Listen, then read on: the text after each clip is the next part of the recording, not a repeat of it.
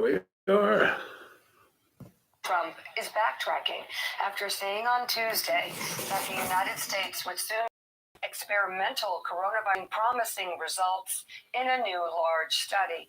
But unfortunately, the president doesn't seem to be focused on the deadly pandemic, this human catastrophe.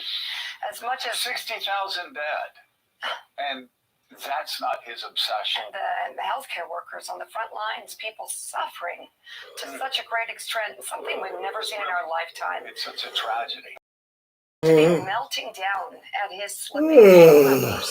There is new reporting from multiple news outlets that President Trump lashed out his campaign manager after he was given polls that showed that he was trailing Joe Biden very badly in several key states. Trump was briefed in a series of phone calls last week by his political advisors, including his campaign manager, Brad Parscale, Republican National Committee Chair, Ronna McDaniel, and son-in-law, Jared Kushner. The aides showed the president his re-election campaign's latest internal polls, which showed him trailing Joe Biden in several key states. Multiple sources familiar with the briefing confirmed to NBC News. One source described Trump as being in a, quote, horrific mood as Parscale walked him through the polling. On Friday, 2 days after being shown the polls, Trump berated his campaign manager, insisting that the data was wrong, and blamed Parscale for the fact that he was down in the polls. The tense exchange was first reported by CNN and the Washington Post. The Associated Press reports that Trump repeatedly told campaign officials during the heated calls, quote, "I'm not blanking losing to Joe Biden." Well, yes, actually you are. In just about every important state. According to 5 people with knowledge of the conversation, Trump planned to run his 2020 campaign on the strength of the economy and has now been warned by aides that his re-election depends on how quickly he can reverse the economic downturn caused by the coronavirus. So anyway, he's upset. He's in a complete meltdown, and a complete meltdown mode, Willie. Threatening at one point.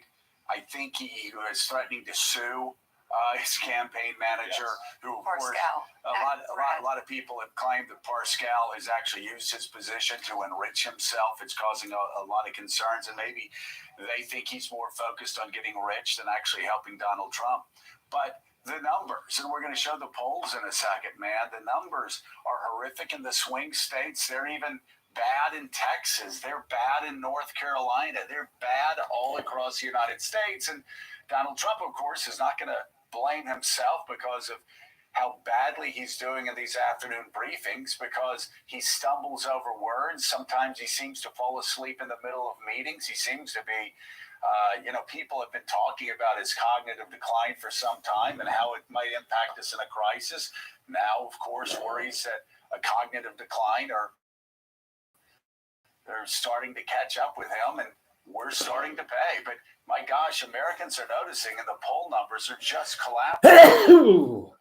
They are collapsing, and the reason the president blew up, as reported by Jonathan Lemire, who we'll talk to in a second, NBC News as well, is because his campaign team brought him a dose of reality. They said if the election were held today, you would lose, sir, the Electoral College. You were losing all these battleground states, and that set him off. He didn't want to hear that. And reportedly, Parscale, this week and yesterday, he came to the White House. He brought with him rosier polls so the president wouldn't be upset. Let's take a look at some of the latest polling that caused the president to explode. The latest USA Today Suffolk University poll has President Trump trailing Joe Biden by 10 points nationally. The latest Economist YouGov poll has him trailing Biden by 6 nationally. The latest Emerson College poll has President Trump down 6 as well. Turning now to the key battleground states, and this is what set off the president. The latest Fox News poll showing President Trump trailing Joe Biden by 8 points in Pennsylvania and in Michigan, and by 3 in Florida. In New Hampshire, the president trails by 8 points. In North Carolina, down by 5 points. In Texas, he trails by 1 point. In Texas, he's down a point. In his home state of New York, President Trump trails by 36 points. This is his latest approval rate. Same as it ever was, right?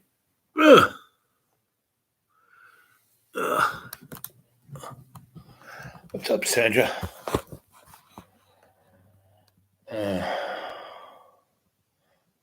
It's my blinky, right? Don't look behind the curtain, The Wizard of Oz, right? How am I feeling? Well, same as I always feel, pretty good. I got issues, but I don't let them get in my way. Bother me. It was a very cold, rainy morning, and now it's a cold, sunny day. Tomorrow's supposed to hopefully be in the 70s. That'll be nice. But you have to realize, so this morning I was giving, good morning, good evening, good afternoon, and welcome to Dreamy Dreamland with Sensei Al Bob. I am your Sensei Al Bob. Good to see y'all. And we were talking about how things are same as, that nothing's changed. There is the hidden hand, the high table, the powers that shouldn't be. And it's, the pyramid scam, the guy at the top, and the middle management. And pretty much that 1% is the middle management, right? The people that you see, the usual suspects, the same old same, the Rothschilds, the Rockefellers, the royals, and they all have different, England represented by reptiles, the Nazis represented by the white Nordics, the Americans represented by the Greys, right? The Ebens, right? And this has been a ongoing, interstellar conflict, and Earth is just a kind of little sandbox that it's played out in, right? And we are the expendables, and so they're going for the last gasp of the Piscean age of control through fear, anger, and violence. Right? We are on the upper swing of our conscious ascension, but we have to, take part. We have to be responsible for ourselves, right? And now it is difficult because we are existing. Our consciousness exists in an illusionary state, and we are in a avatar, and that's the movie.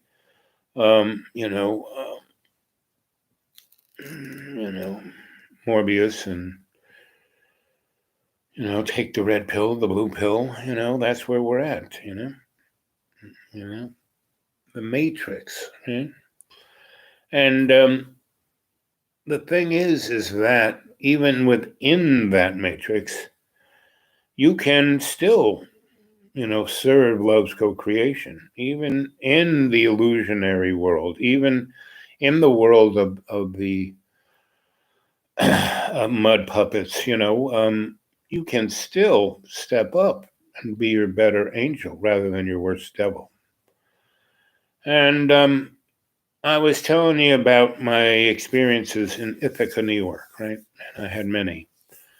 And I was taken by my friend Mary, who was in Cornell, and she had a gig where she was responsible for, the administration of who got admitted there, right? And so, and it was a varying Rubik's Cube because it wasn't simple. It was, Cornell, nothing simple in Cornell.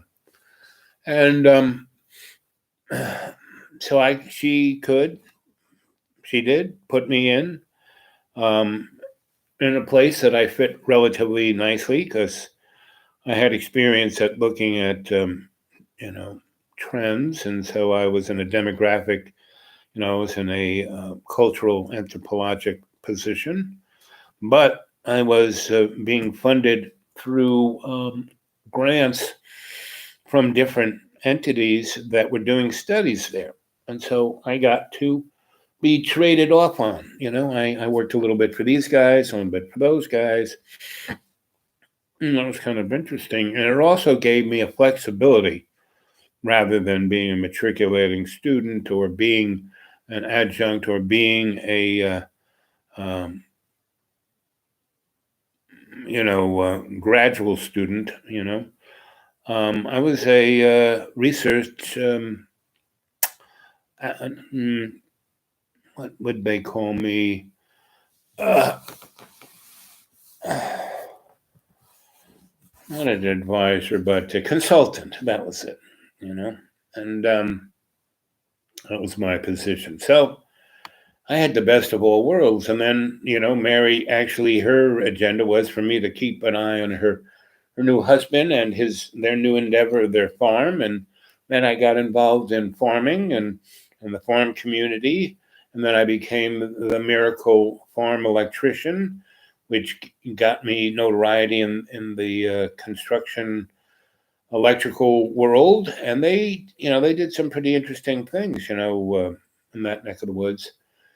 And so I then worked for a large electrical firm that was started by an individual similar to Grandpa Stahl. I actually knew Grandpa Stahl because he and Grandpa Stahl and a few others were involved in the starting of the IBEW. And then I had a sweet rocket scientist girlfriend who was like a racehorse, pretty high strung. And we had a few fun months. And we were living in what is known as Businessman's Lunch. It's a gorge right in the middle of the city of Ithaca, and it has businesses and homes, precarious, built over the ledges of this gorge. And I stayed with this rocket scientist for a few months until I found my own place in a little town called Varna. But when I was there were a lot of interesting people who had these little, most average people wouldn't want to be on a little cabin built in the 20s, precariously teetering over the ledge of a large rushing river. So there were artists and there was a guy named Matt Ruff who wrote, his first novel was Fool on the Hill. It was all about Cornell. And that's a great book because it really captures Cornell because it was a sacred, indigenous people's place, and Colonel Cornell kind of swindled the Iroquois out of it, and he, the chief told Colonel Cornell, yeah, you're white, you got the guns, you can take this, but you think it's really groovy place, but it's a really sacred place, so you better watch out what you do here. And so Cornell has been in a time vortex, right? Like when they have, it's such a grind school that the kids are so, at least when I was there, so spun up that in, when they had finals and midterms and projects due, they would, because of this big gorge that goes right through the college, and because it's an engineering school, over the years, the engineering schools have built bridges, so the students could see what a suspension bridge and this bridge. And so it gave great opportunity for people to just jump off those bridges and kill themselves. And the buildings, at least most of them, the ones that the dormitories were very, looked like Harry Potter really peaked slates, and they'd go out there. So a lot of kids died in that school, and because the spirits would get a hold of these kids, and they would be all twisted up over their grades, and bingo, and that's the real issue is, we're having this pandemic, scandemic, and basically people are getting sick, but they're getting sick from their anxiety, their tension, and pretty much, if my experience in the medical realm, and this is why I left it on every aspect, is that the people who would get better were the ones who had a good attitude, and it seemed to be um, not so much what the practitioners did, but what the patients did. How they lived their life, and so I have a lot of, I'm old, and I have, when you get old, baby, you realize how much you're like your parents. Meaning, you realize you're following right down their genetic bowling alley. I mean, I have all the stuff my parents had, right? But my attitude, my mom was always kind of, because she worked in hospital, she was always kind of I don't know, call her there's people who think, they're always sick, but, you know, she would always say, I got a lot of aches and pains, but I don't let them bother me. I just kind of move on through it. And basically, the more I move on through it, the less I ache and pain, So, and that's and in this little thing we find ourselves in is that, patient heal thyself is the motif. If you're waiting for somebody like, micro penis Billy Boy to get you a Fuji um, needle, good luck with that, because you just have to look. They've already swindled $7 trillion out of our pockets. We, the taxpayer, are going to be paying this, just like we've been going to be paying the 20-something trillion swindled out of the Federal Reserve over the '08 catastrophe. None of those people went to jail. At least in 1986, the savings and loan catastrophe, a number of people went to jail, And so um, we just let them do this, and get us into wars. Look back at these wars. We had no reason to go into Iraq, period, none. We had no reason to sponsor, the Arab Spring, which broke, Syria, and we bombed, Colonel Gaddafi, and that country, his country, which I bet you most of you guys can't even name, um, was probably one of the best countries for its citizens, because he took all the oil money and built roads and highways, and everyone had their own house, had a job, could go to school, had health care. And the thing he did, he dug these deep water wells. Water doesn't come from the sky, it comes from the earth. It kind of percolates up, evaporates, makes the weather in conjunction with the sun. And the space, has more to do with our weather than. Anyway, so he got everyone amazing drinking water. He turned his country into a Garden of Eden, and that was the first thing we bombed. We took out those water wells. We took out his power plants. We took out his hospitals. We turned it from better than the United States to, a rock, And then, we took all of the unemployed, pissed off military people in Iraq and made ISIS. I remember seeing, when ISIS pushed the Iraqi flimsy army out of Mosul and that neck of the woods, and made their caliphate. It's a picture in the Wall Street Journal of ISIS, and they were driving American tanks, A1 Abrams tanks, and you know, American armored personnel carriers and Toyota uh, trucks with 50 cals on them. And they were all wearing American uniforms with the ISIS insignia on it. It was like, really? Really? Look at that. So we are just chumps, right? And this is just phase one. That's, the pandemic. This is just phase one, right?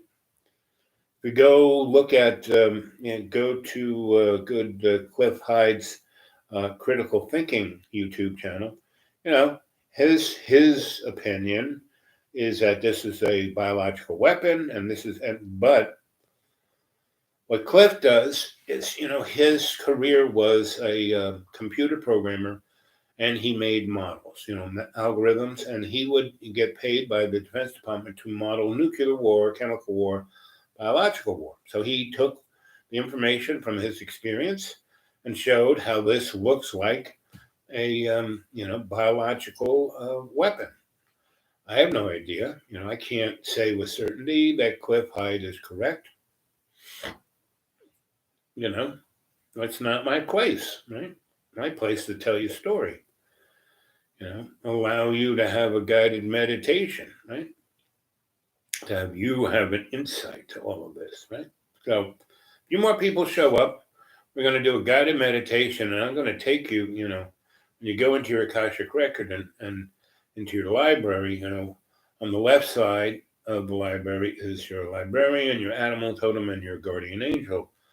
On the right side is the 9 doors, the 9 doors of perception. And the one door that's always open is the doorway, just like this doorway here, goes into your, sanctuary of your own choosing, your superconscious mind. You go through the doorway, up some steps, over a bridge, which is your id. And that is the bridge between your, Akashic record, your subconscious mind, and your superconscious mind, your sanctuary of your own choosing. And Dragon from Canada, who sent me a number of thumb drives, but got misplaced in the number of times I was thrown out of the school.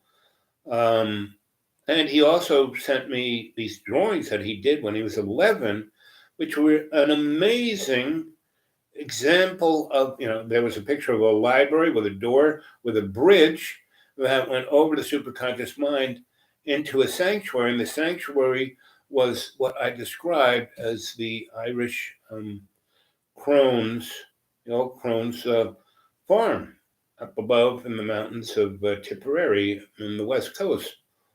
And he drew that, he was 30-something when he sent it to me, and he drew it when he was 11. So he drew it, 15 or so years more before he was, watching a dream in Dreaming Land. And that was kind of interesting. He was also the guy who, when I invited everyone to, come to Dreamland to me when I was asleep and join me in my active conscious dreams. And he did, and he saw a nuclear war, and he was hiding like the original,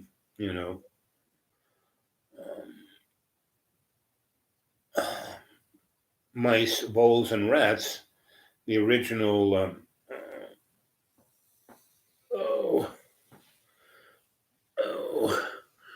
mammals that we are. That's kind of where we came from. After the big rock hit the planet and killed the dinosaurs, but that didn't wipe out the reptiles. They survived too. And our history is kept from us. We are never allowed to know who we are, where we came from, or what's going on, right? Because if we knew what was going on, we wouldn't put up with it, that's for sure, right? And so, my cup of tea. So tonight, we're going deep into the Akashic record, and we're going to see all those things. Who we are, where we came from, our past lives, what our spiritual journey and our karmic wheel is about individually. You're all going to see your own right? And you're going to see the history of modern humans, from, oh, we're going to talk because, you know, what we're going through is the industrial, corporate, Illuminati um, scandemic, and and we never had a democracy, we were a republic, and we never really had that. That was just for the rich white guys, the slave owners, they didn't want King George to mess with their business plan. And, Albert Pike, the guy who, was one of the poster boy anyway of the Illuminati. And, go take, there's photos of Albert Pike. Go take a good look at him. He looks just like me. A little chunkier, a little, I mean, 6 years ago when I weighed 250 pounds more than I do today, 250 pounds more than I do today, I look just like Albert Pike. Go take a look at him. The father of the modern Illuminati, right? But he's just a poster boy. He's not the real people behind it. The people behind him were the moneyed bankers of the Rothschild family, and they too were just poster children of the gang, the Khazarian mob, who were only one faction of the hidden hand. Like one of the they were like the pinkies, they were not. Everybody you see, the Rockefellers, the Queen of England, any of the other, George Soros, micro penis Billy Boy, Carrot Head. These are just posters, right? All the Silicon Valley kids, just poster children, right? They really didn't invent anything, didn't think up anything. They are just poster children, Mr. Facebook, he's just come on. He couldn't write code to get him, get himself out of a paper bag. At least Micro Billy Boy, he as a kid he wrote code. He has a codish side. I mean, just look at him. He looks like a kid who's been in his basement too long. Whereas Facebook moron, he can't even string sentences together, right? I mean, SNL makes a very good joke of him. The guy who plays Carrot Boy's one of his sons, the more moronic one. He plays Facebook Boy and does a very good job at it. And so you want to live like those guys, you want to live like Warren Buffett, you want to live like Ted Turner. These aren't happy people, They got more money than anybody, but doesn't make them happy, They're into power and control and dominance, and that's not what it's about. Well, there's been 3 of you here for a pretty constant amount of time. It's 29 minutes, going on to 30 minutes. So when we hit 30 minutes, I'm going to go into, and 30 seconds, I'm going to go into bring you all into conscious meditative state, right? A guided meditation, right? Here we go. Okay, so everyone find themselves a nice relaxed position, like I'm in my folding chair, and I'm in a place where if I fell asleep, I'd be fine. I wouldn't pull over. So get yourself in a place where you got to lie down. Put a blankie over you. It's nice to be warm. So breathe deep, breathe deep, and then breathe out.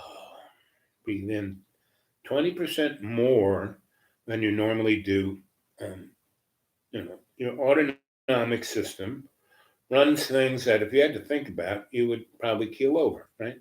like breathing. It breathes for you, but it breathes relatively shallow. It only breathes.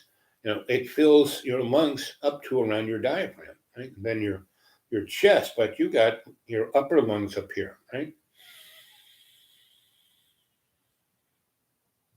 That's like 20% more than your diaphragm.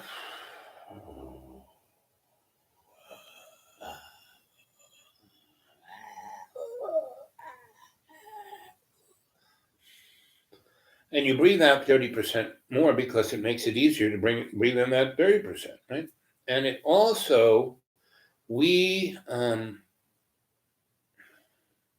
eliminate more waste products through our breath than through urination, feces, or sweat, right? And we get rid of more toxins through our breath because more of the real toxic things that cause that cytokine response, which is the virus response, comes from these things called esters. They're very volatile, right? And they are very easier to interact with our genetic material, right? And that's what causes us to basically have genetic mutations, right?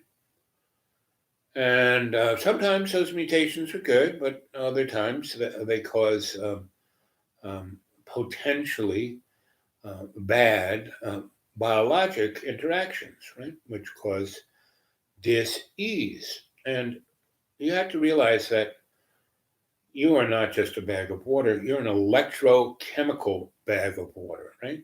So you're breathing in all the way up to the top of your lungs, and you're breathing out all the way deep. So you're expelling a great deal of waste, but when you are filling your top lungs, what you're doing is you're breathing in the prana, right? And that's what animates the bag of water. We did not have breath. And that's what animates all living things, all the way down to those single cell paramecium. They are actually breathing, right? Not in the same way we do, but they are doing the same process, chemical process of bringing in energy, prana, and expelling waste products and multiplying, right? And growing, right? And that only happens. You only have mitosis when your mitochondria gets excited. And I'm sure you've seen, if you took a biology course in school, they usually show you the splitting of a cell, right? And it looks like there are all these little lightning bolts on top of the cell. There's this little cell, and you've got the this and the that, and the things are moving on in there. And then you see all this kind of little lightning on top, and that's your mitochondria. And bingo, you got two cells, right? That's mitosis, right? And every 7 years or so, you don't have the same cell in your body that you had 7 years ago. It's a totally new you. And if you were conscious about your breath, you would be a much better you, right? But all of the negative influences, right? The environmental, the social, the psychological influences can affect this, right? And being stuck in your house, not being around fresh air, or being around other people. Our immune system works off of being like my mother, who ran hospitals. She knew a lot about. She survived the flu pandemic of 1917. She was born in 1909, and she went to Thanksgiving dinner in upstate New York. And she lived in upstate New York, but in a kind of city near Watertown. And it was a manufacturing town in those days. And her aunt had a big, nice house out in the country. And they went out there for Thanksgiving. And then they had one of those, lake effect snowstorms. And basically snowed them in until the new year from Thanksgiving. So they were stuck there. They had a big house. She had her own gas, her own electricity. She was fine, right? They had a big larder, so they were warm and they had light and they were fat and happy. While everybody in the town that they came from died. And when my mom got back to that city after New Year's, everyone in her grade had died of the Spanish flu, just wiped them out, right? And because of that, um, she was, a grade A student. She was the only student in her class. So my mom's really smart. Everyone put a lot of energy into my mother. She succeeded, and she was going to go to college, but her father died, so she went on to nursing school and then went to Roosevelt. She went to Roosevelt Nursing School, and she basically took over Roosevelt Hospital, right? And was their administrative. She ran the nursing school, and then she ran the doctor school, then she ran the freaking hospital, right? And she totally ran it her way, right? Now the rich guys whose name were on the door were just, rich guys. They were sycophants, ne'er do wells.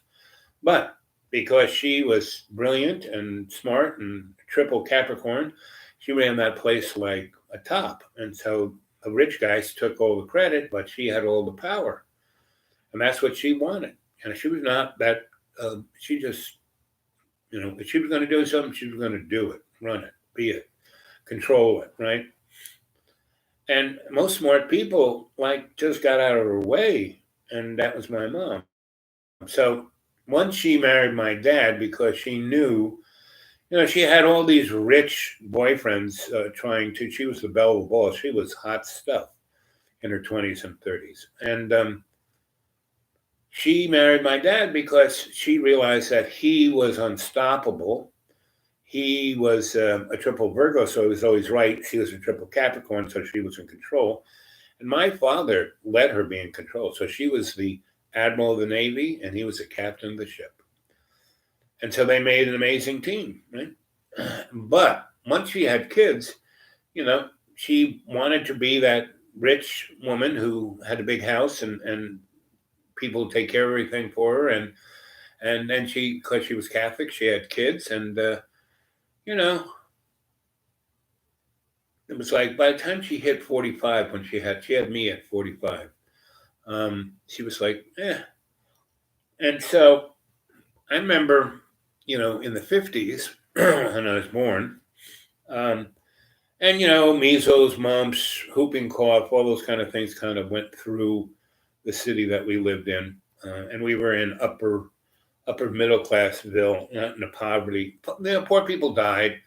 The middle class people got just a cold or sick for a week and then went back to work because they had money, they had a doctor, they had good food, they were warm, they didn't worry too much, right?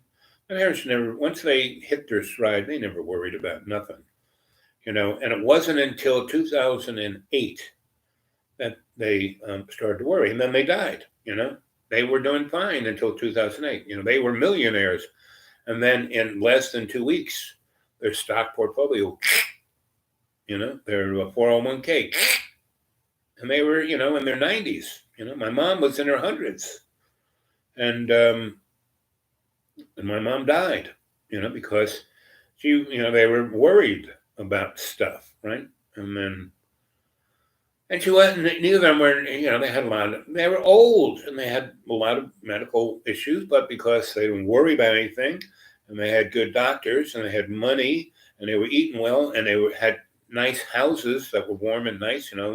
Winter they went down to southern Florida where they had a house, and in the summer they went up into the mountains of North Carolina. So, and they were on golf courses. My dad was happy to. My dad was a real athlete into his 80s. He was like the golf pro until he was late 70s. He'd enter these tournaments and win all the time. Not because they let him. He was just that driven. He would go out there and practice, and he's good, right? And he had a blood disorder that he had the money, and what they did was there was no cure for it, and basically, every 40, 50 days, he would go to the hospital and they would take all his blood out and replace it with blood of a 20-year-old. And he would be, hey, I'm doing great. I'm good. Hey, no problem. And he'd be good for a month and a half or so. And then he would start to wind down, get tired, sleep in his hammock, and, then, but, Medicaid paid this process of getting a whole body transfer, that cost him, his insurance, Medicaid, this taxpayer, and he's a rich guy. It cost $15,000 to $20,000 every time they did that, right? Kept him alive. And when my mom died, he was going to eat his gun, right? And I said, you don't want to do that, Dad. Oh, but I miss your mother. I just want to go. He said, would God be upset with me if I blew my brains out? And I said, Dad, I don't think God cares. But I would be upset because I'd have to clean it up and deal with all the issues. No. I said, you want to die, Dad? Do not get another transfusion. And what you need to do is leave this house and go to New Jersey, where my older sister was, who he had treated poorly, and all her kids, she had 6 kids, and she had a big brood, and he treated them terribly. I said, go there and be your better self.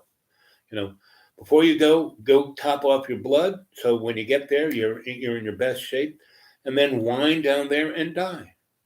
And that's exactly what he did. He went there, a little bit before Christmas, and he died the day after the Super Bowl. And he was in great fiddle. They had a big dinner.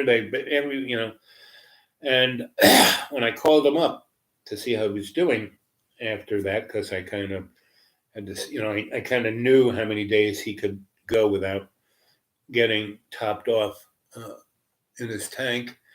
And I said, "How you doing?" He goes, "Well, I'm great. I've had you. You were so right. I was my best self, and I made amends to everyone, and everyone's happy with me, and we're having a great time. We're having a great party here. And I'm eating a big shrimp, and we had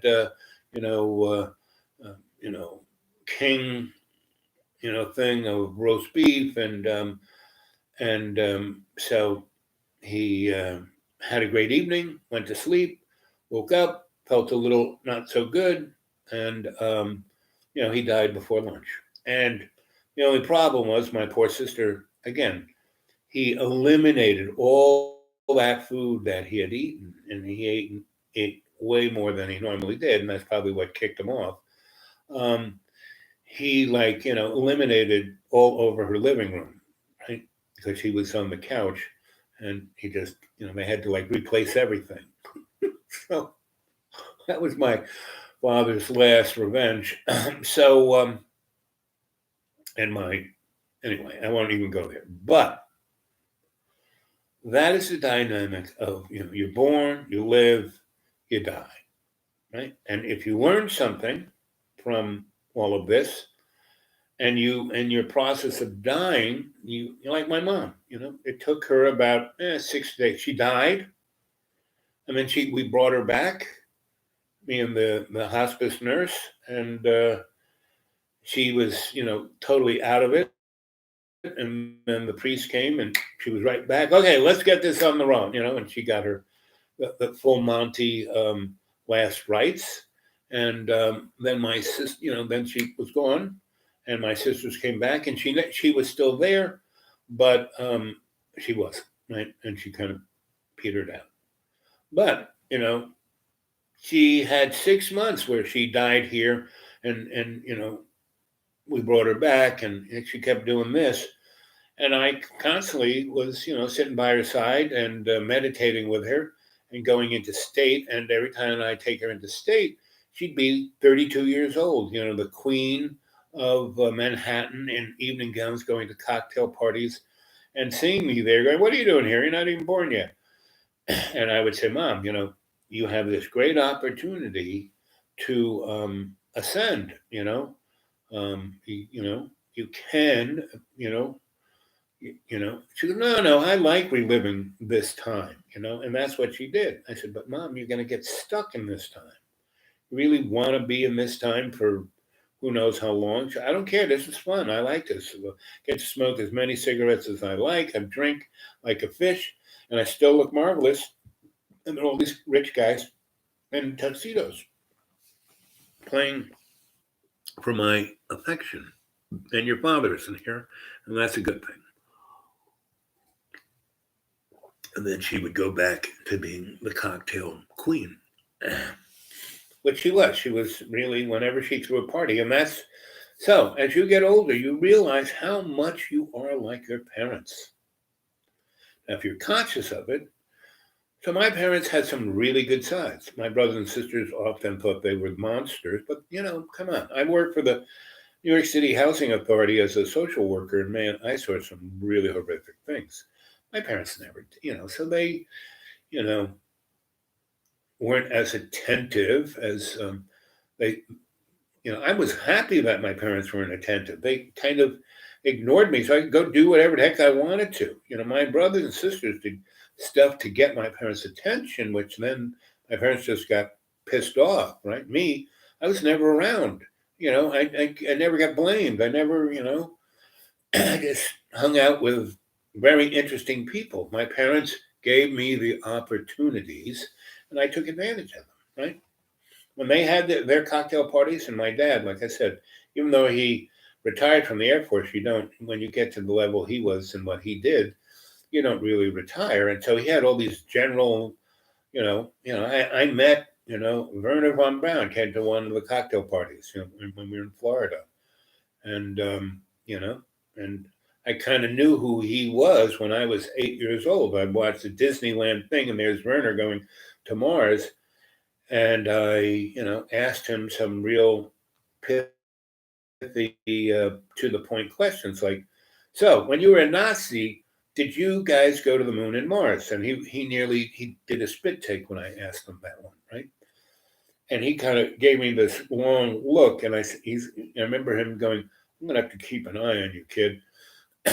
And that's when I was starting to be pruned to be a rocket scientist for the Pope, But I loved that stuff, I loved going to Edwards with my dad. I loved going to, all the different bases and sitting in the cockpit of a, B-58 Hustler, and, looking at, pushing all the buttons, as long as they didn't turn the juice on, I could push all the buttons I wanted to. And, I saw, at 6, I saw an above ground nuclear test in the Nevada test site, so I saw things that most people didn't. I had opportunities to understand things that most people didn't, to get perspectives, and that's why I've had the ability to look at trends in a way that most people don't.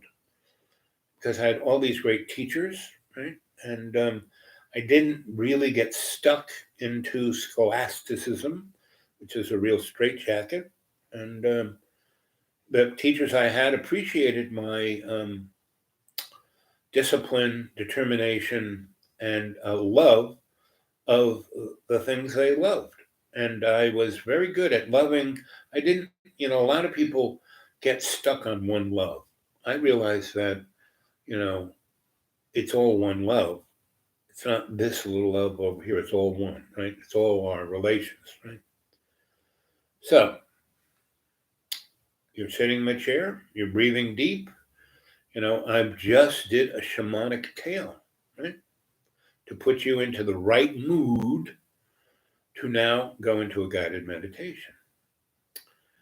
And as you were breathing deeper, because about 15 minutes ago, before I started the shamanic tale, I got you breathing that 20% more and breathing out that 30%. Now you've been doing that. That was a little suggestion I gave you, which you've been doing, right? So now you've been perked up because you've been breathing in the prana, right? Your blood has been tuned up. And one of my father's biggest issues, he shallow breaths. I tried to teach him how to meditate, and he really didn't freaking pick it up until he was like 86, and still he didn't practice it. When I would, sit down with him and breathe, he could do it pretty good, and he felt much, much better, And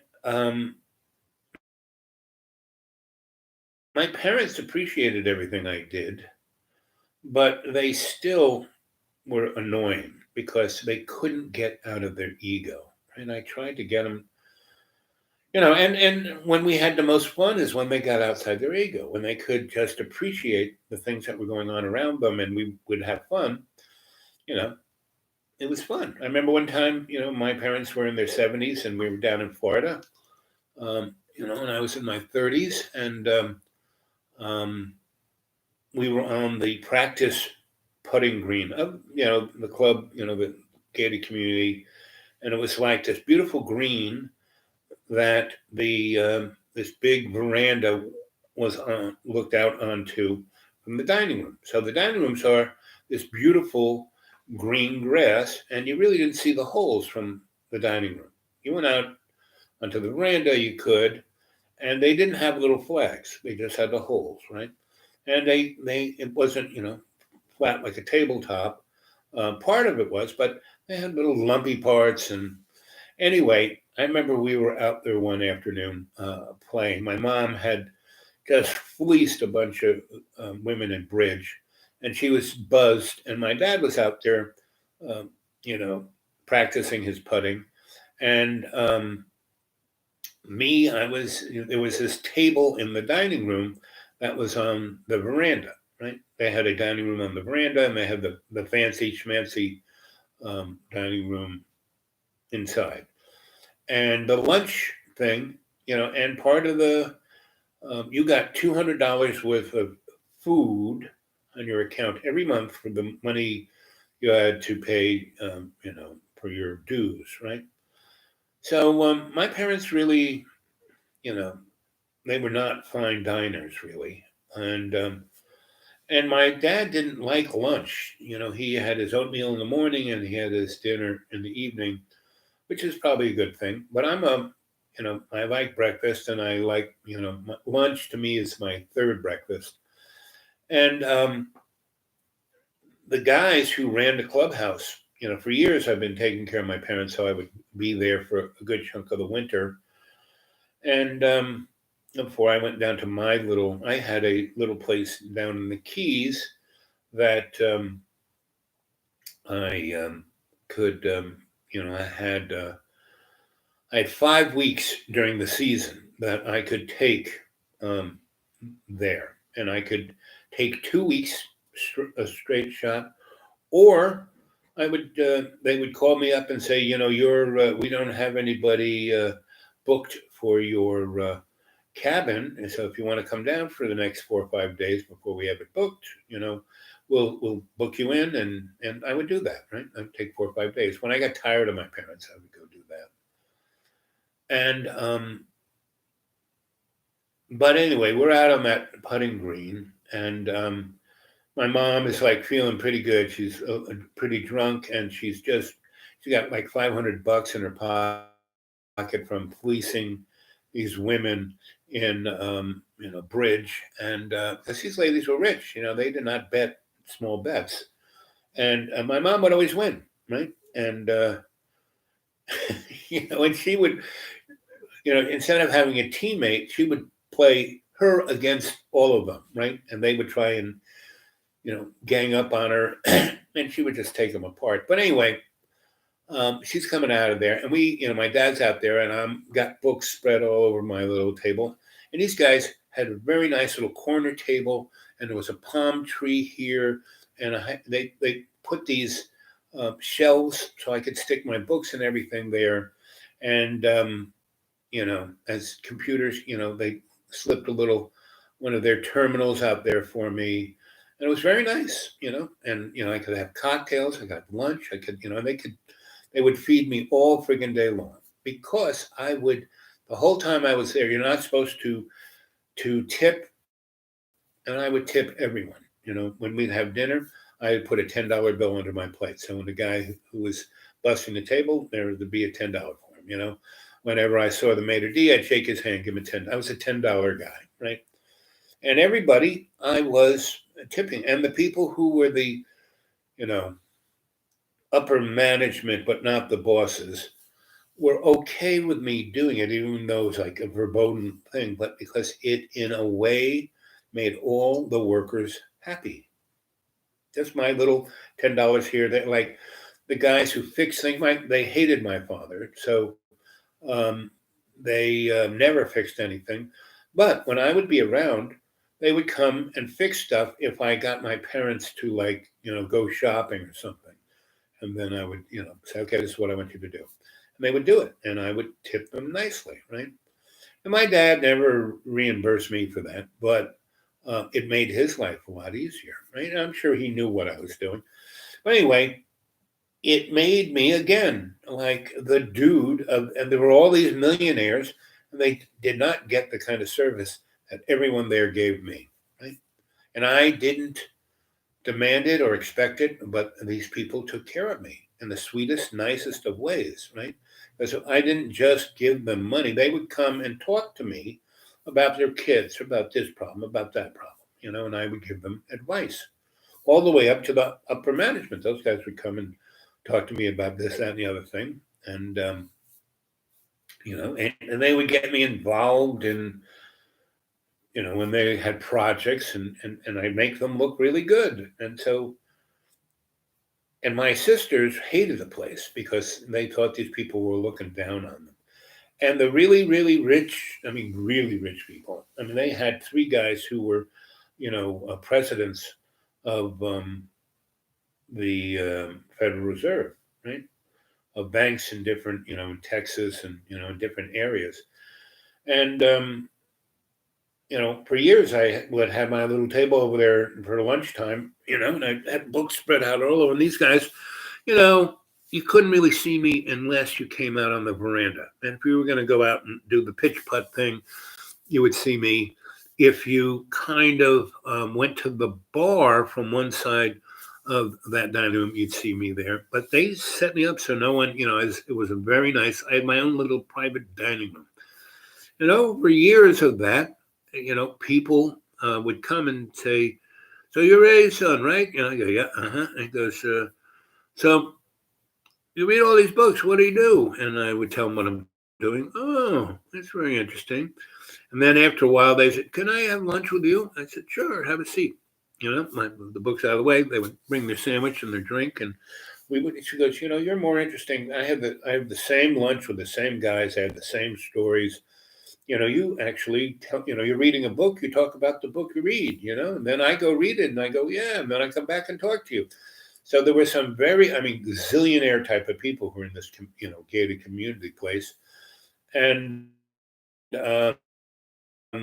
because it not only had a golf course, it had a marina where you could put your big yacht. So it was right on the intercoastal, and it had probably one of the best dining rooms of all those places. Right, and had been around. It was one of the first places in that neck of the woods. So it wasn't big. It had like 100 people, and some of those gated communities that had 500-600 people. It was like living in an apartment house. So these guys, and most of the things were, big fancy houses. My dad, he was one of the first people to buy into that place, and he got a really good deal. He got a nice Florida house, concrete house, 4 bedrooms, 3 baths, sunroom, a dining room, a living room, a nice kitchen, a big garage, and a big corner lot. It was almost a 2-house lot, and it was right near. You could see the intercoastal, you could see the marina, you could see it had a great view, and he paid virtually nothing for it. And when he first started living there, the dues were like $1,000 a year. By the time he died, they were $25,000 a year. Right? So when he lost all his cash in '08, and he still had to come up with a 25,000, Anyway, so I had great opportunities to experience things, and now I am laying them down on you guys, right? And again, as a griot, I tell you these little stories, but they're energetically, you know, and about 20 minutes ago, half an hour ago, I started you breathing, gave you that suggestion, and now you are pretty well charged up with the prana, and your blood is really, in your imaginary mirror, that white light where we dream when we go to sleep, where we have rapid eye movement. You see the inside. You see your blood, and your blood isn't going blub blub blub blub. It spins, right? Spins through the arteries and veins and capillaries. And as it's spinning clockwise, inside that spin is another spin going counterclockwise. And inside of that spin, there's another spin going 90 degrees parallax to that. That is a scalar generator in your blood.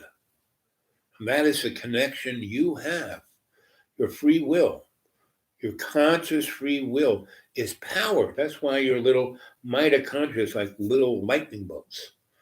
And when you breathe and visualize that in your imaginary mirror, that flow of the prana, and it's grounded to Mother Earth through your chi, and you hear Orientals speak about their chi, right? And that is the grounding, the flow of life through your body. Otherwise, you're just an ugly bag of water and a few trace elements. And in why I'm a shamanic, psychosocial, cultural, forensic alchemist, anthropologist, is that alchemy, right? Turning base metals into gold.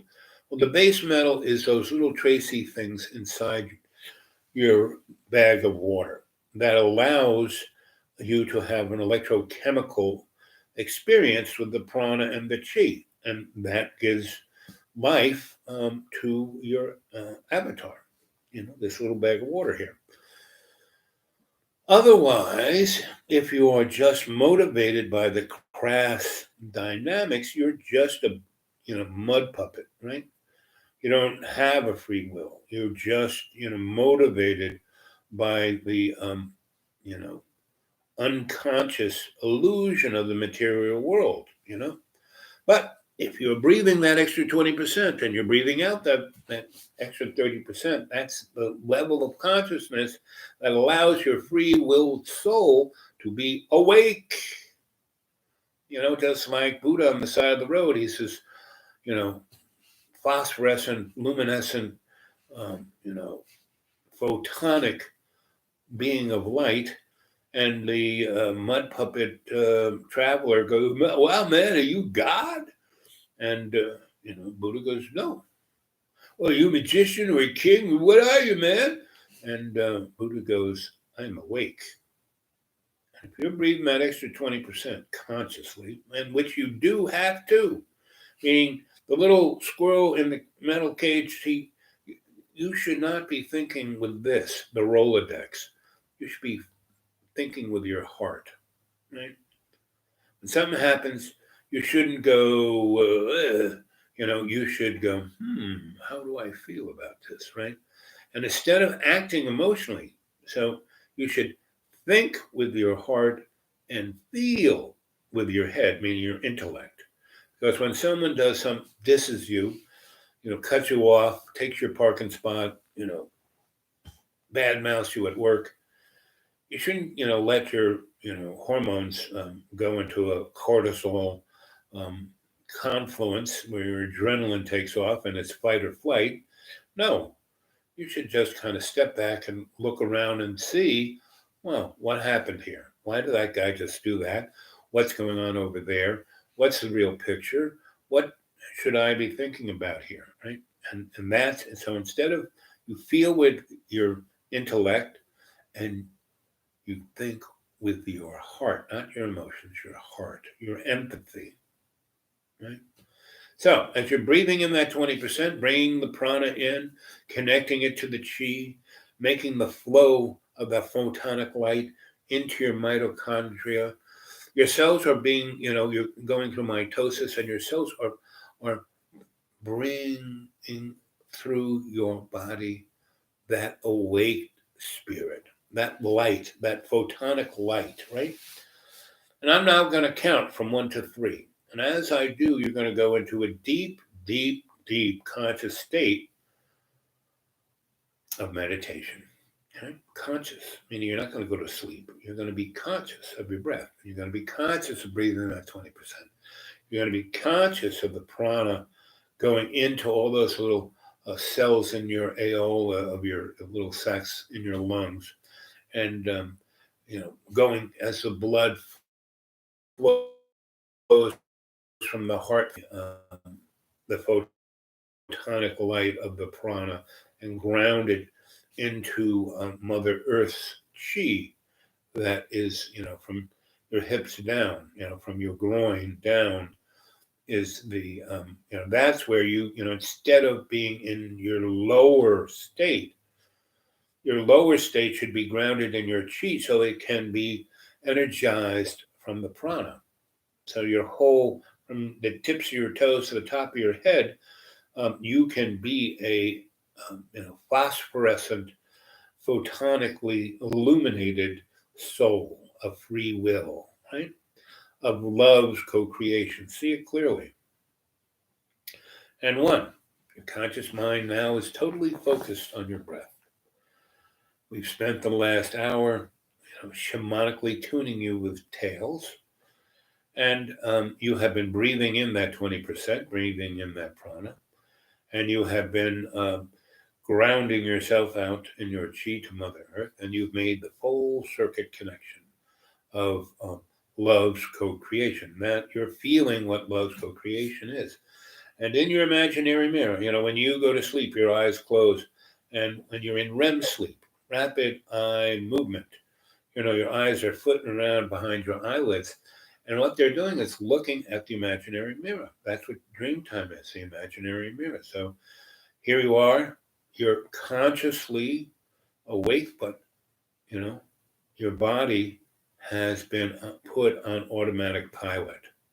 But consciously, you're breathing in that 20% and breathing out that 30%, evacuating all those toxins in your body, right? And you are feeling better and better. And you are becoming, like I said, illuminated from the prana, and you are being illuminated photonically, right? So look, right? Photonic light, there are no shadows, but incandescent light, there's a shadow. That light bulb above me, it's a shadow. Here, the light, there is no shadows, right? Because it's coming out of me. That's why I have a white beard, right? That's why my hair, what I have left of it, is dark, because I'm not worrying about anything, right? But my beard represents the photonic light in my body. It's like, this is like the photonic elements, right? That's why wise men have white beards, And normally they don't have that much hair, but whatever little hair they do have is dark. And the Orientals let their hair grow very long, along with, a lot of indigenous people let their hair grow long, right? Because it's an antenna, right? So I'm letting my hair grow long.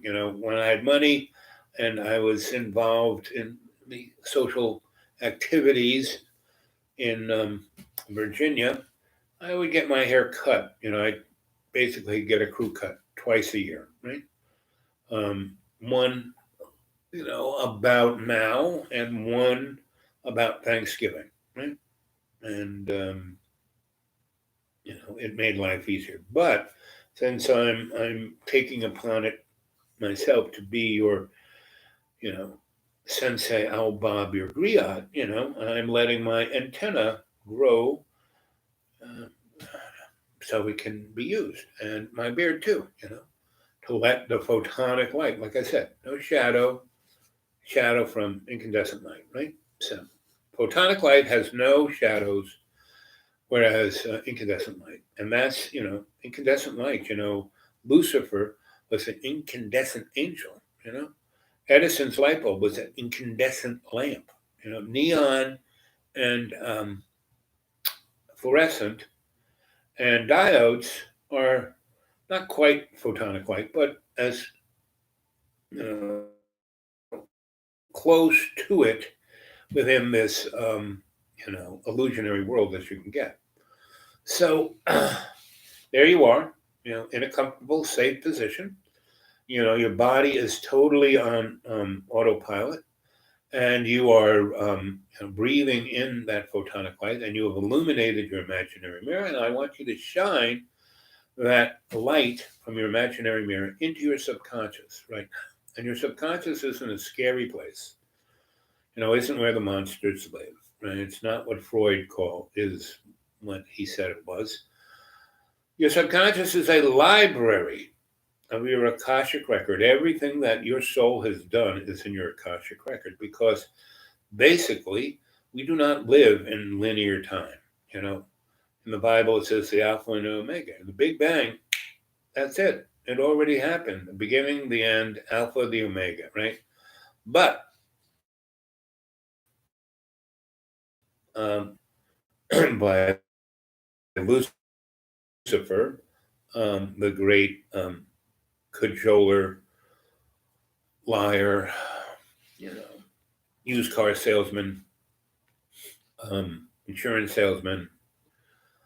He is trying to deceive us, politician, and so Lucifer is all about the illusion. So we are given this illusion, unending linear experience that will go on forever. The more it goes on, the more Lucifer thinks he controls it. But love's co-creation, created Lucifer. So everything good, bad, and indifferent is created by love's co-creation. You just have to put it into context. If you view it from your ego, you're seeing people attacking you and they're bad and you're good. And no, sorry, it doesn't work that way. Everything has been put down in a way to be an experience to give you the opportunity to enhance your consciousness, right? Your soul's free will. So that's where we're at, right? We're right on the doorstep of walking into your Akashic record, right? And you're shining that light from the prana and the manifestation of photonic energy in your higher consciousness.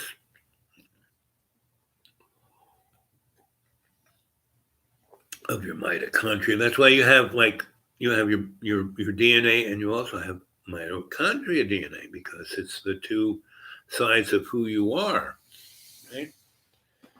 And the more that you can put yourself in a state of photonic illumination, that comes from your imaginary mirror. And that's why when you go to bed, you meditate. You do this. You spend, a good, the more you exercise your ability, and people, I can't meditate. All I got to do is focus on your breath. And I used to teach people, used to pay me large sums of money to teach them how to meditate, just to breathe 20% in and 40% out. And what would happen is people who didn't want to quite realize who they really were, their little squirrel would drive them nuts. They would just think about all the crap and they couldn't quiet their head down. But if you to breathe that extra 20% in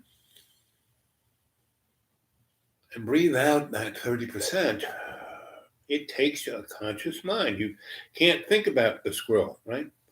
And as I've been telling you, and one of the things the griot does, the griot actually is meditating when he tells the story. He does this thing called circular breath. So I'm breathing in at 20% and still talking, and I get up that 20%, and I'm breathing out, and I'm talking, now breathing out, and that's called circular breath. And that's what a griot does. He goes into state. That's why no matter what kind of story I tell you, and I spent a good 40 minutes, you know, sparking you up with these tales of, my mother and father and Ithaca and this and that, and they all had shamanic little crispness to them, right? Little things that would go into your consciousness, and though you weren't really realizing it, they were tuning you up, right? So now you're at a state where you can focus that photonic light of your imaginary mirror into your subconscious. You light it up, and you see that it's not a scary place. It's not where the boogeyman is. You're walking in and you're looking around and you're seeing that the walls are covered in the right, and you look, and then straight in front of you is this gigantic fireplace that you could drive a truck through. And these things that look like stones in the fireplace, you look closer, you realize they are, gigantic books, just like the books on the shelves. And the flame in the fireplace is this thing called the eternal flame. It's a blue flame. There's no logs or anything. It's just a flame there, right? And what that is that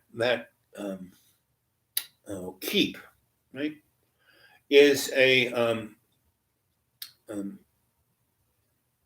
photonic slash psychic slash shamanic slash alchemical slash means of transportation to go anywhere in the universe and bring forth any guide, teacher, what you want, right? Boom, what you need.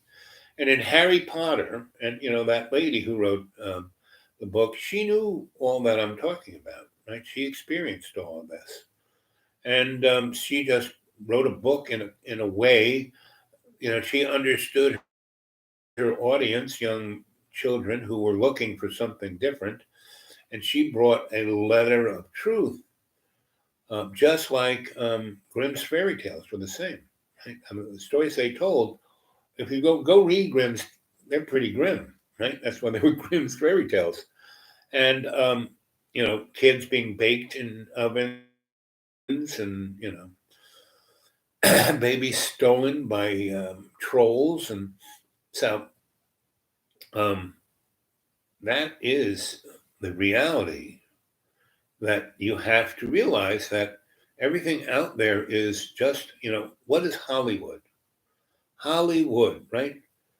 What is the holly bush, the holly tree? It's a magical wood, right? Magic wands are made from holly. And now inside them, other things are put in to amplify that magic. But that's Hollywood. It's a magical land of illusion. And because, the Illuminati who pays for it, through certain, base rules of the universe, as they get over on the population, they have to tell the population exactly what they're doing, because it gets the consent of the public by watching these movies and these TV shows and the media, and what's his name says the media is the message. It's definitely true. Noam Chomsky was all about, the manufacturing consent. These are all magical motifs. And that's why folks can bring out a great truth, but they get stuck in it. And they just keep repeating. And you can be rewarded for bringing out that truth and repeating it, not bringing any real context to it. And so that's why Noam Chomsky has been popularized and rewarded, whereas guys like Professor Joseph Campbell and Dr. Quigley of the CFR and a whole host of others who have written great books, great truths, don't get the just desserts. But I mean, they do, because they're not doing it for the money or the accolades or the prestige. They're doing it because they're serving love's co-creation, right? And they do get taken care of, like me. I live like a millionaire and on $481 a month. And so that is the way things are. And so as you're walking into the library, you're seeing that big fireplace, right? And the blue flame of the eternal flame. And in front of it, there's some very nice lounge chairs. So when people come to visit, you can sit down in front of the blue flame and talk to them, right? And then in front of that is your reading table. And above it is a photonic light, no shadows, so everything is the truth. To your left, you have a librarian. I want you to see your librarian clearly, right? And to the left of your librarian is your animal totem, right? And to the left of your animal totem is your guardian angel, right? That's to your left, right? And to your right are the 9 doors of mystery schools, the 9 doors of the universal truth, and things that if you knew, you would, unless you can let go of your fear and your ego, going to tear you up. That's why 8 of those doors have pretty solid doors. Don't let it out.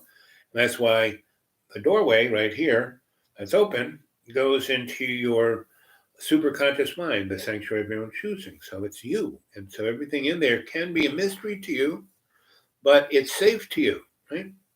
And it's always watching out for you, right? And your guides, your librarian, your animal totem, and your guardian angel can go with the sanctuary of your own choosing. There is a tree of knowledge and the tree of life, and the great lake of the link, where all our relations are connected through the flow of water. And the flow of water is the flow of truth and and love and that connectivity, right? So everything, there is no life without water. And so the at the roots of the tree of knowledge and the tree of life, there are these rabbit holes you can go down, and they can take you mysteriously into, without, see, if you go through the front door of the 8 doors, it's like ding dong, Avon calling, meaning the folks on the other side know you're there. But when you go down the rabbit hole, you go into those lands in such a surreptitious way that they're not really seeing you. You're kind of invisible, right? And when you go that way, you usually bring forth the guardianship of your guides and all the spirit energy that's in your sanctuary of your own choosing, right? So there you are, walking into your library, and your librarian. I want you to all see your librarian clearly. Remember your librarian. Your librarian is a metaphor to many things, mostly truth, because she is bringing your Akashic record and other books of truth. Now, those books, you may open them up and see them. You may not understand them. It's like me at the Library of Trinity. Until I understood the key to move the book to see how I was supposed to look at it, it was gibberish, right? And that's your Akashic record. Your librarian brings you the information, you get to see it. A lot of it may just hit you right, but a lot of it you just go, huh? And that's why I have an animal totem. Your animal totem is there to be your griot of your Akashic record. Tells you a story about the question you have on what you see in your Akashic record, right? And then you go, oh, just like I tell you all these stories. And that's why I keep telling you guys, you should go back and look at all the past ones, because they are just not me going on about stuff. They are shamanic ceremonies that bring energy into your spirit frame, and that allows you to understand the things that you've been lied to. Now, if you're not really consciously awake, you can be entertained by what I say. You may be drawn to it, but unless you're conscious, you're not going to get very much from it. You'll get something from it, but um, you know. So that's why I'm telling you to go back, put them on thumb drives, put them on CD-ROMs, because at some moment those things may disappear. So you're in your Akashic record, right? And there's a library all around you, the fireplace in front of you, your reading table with the photonic light above, no shadows, and you have a very nice, comfortable lounge chair, reading chair. So it's not just comfortable; it puts you in the perfect frame to view these texts, right? And so your librarian brings you the truth. See your librarian clearly, right? Your animal totem tells you a story on the truth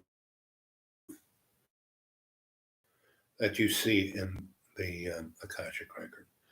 And your guardian angel always has your back, because there's some scary stuff in there that once you see it can manifest. And, it can get the better of your your consciousness, and that's why people have neuroses, psychoses, and have anxiety. Is because they are seeing the reflective image of truth. They're not seeing the real truth, just a reflective image. It's like Plato's metaphor of the cave, right? You know, here you were, sat down on the cave floor, and they blocked your neck so you couldn't move your whole body. Everything's tied up, and all you can see is the blank wall in front of you. Now, the going on in the real world, in reality, is going on, and the illumination of that life force is being projected into the cave, and past you, and then onto the cave wall. And all you are seeing is these shadows, right? And back in the day, cavemen, drew on the caves, not like just so they could have wallpaper or decoration. No, they were actually shamanically experiencing. So they would do a drawing, and they would do a drawing on top of that drawing, and a drawing on top of that drawing, a drawing. And when you have flip cards and you make an animation of the stick figure doing this, and then this, and then this, and then this, and then you flip them and you see him moving around, that's what the cavemen were seeing. And they were getting, the view of their Akashic record real time on their drawings of the Akashic wall. And so that's when I always say, you need to be the savage in the first person, the artist, right? That was the caveman. That was the guy who had, the closest connectivity to his conscious free will. Not us. We're so stuck in materialism that we live in a world of illusion, right? And so there we are, right, in a land of illusion. And so when you're breathing in that 20%, breathing out that 30%, that gives you the ability to bring the prana into your body, so you can shine that light through your imaginary mirror and illuminate your subconscious, and see it not as a scary place, but a library of understanding of what your free will is in service to love's co-creation. And every day and every way, you take that piece of the earth and you make it stronger. See it clearly. So here you are, right?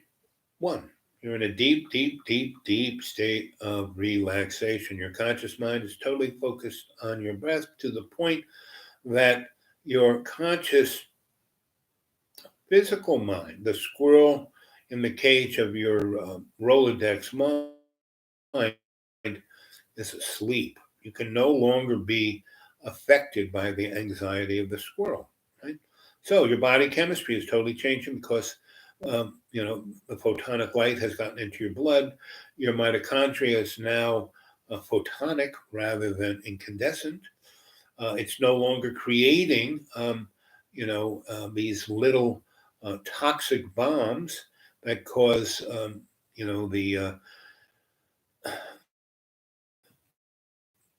the one side of your system to heal yourself. You've got the biological system of your immune system, and then you have your fungal slash viral uh, system that goes after the toxins, the chemical toxins, whereas your immune system goes after the biological entities that have gotten into your environment. The things that you know cholera,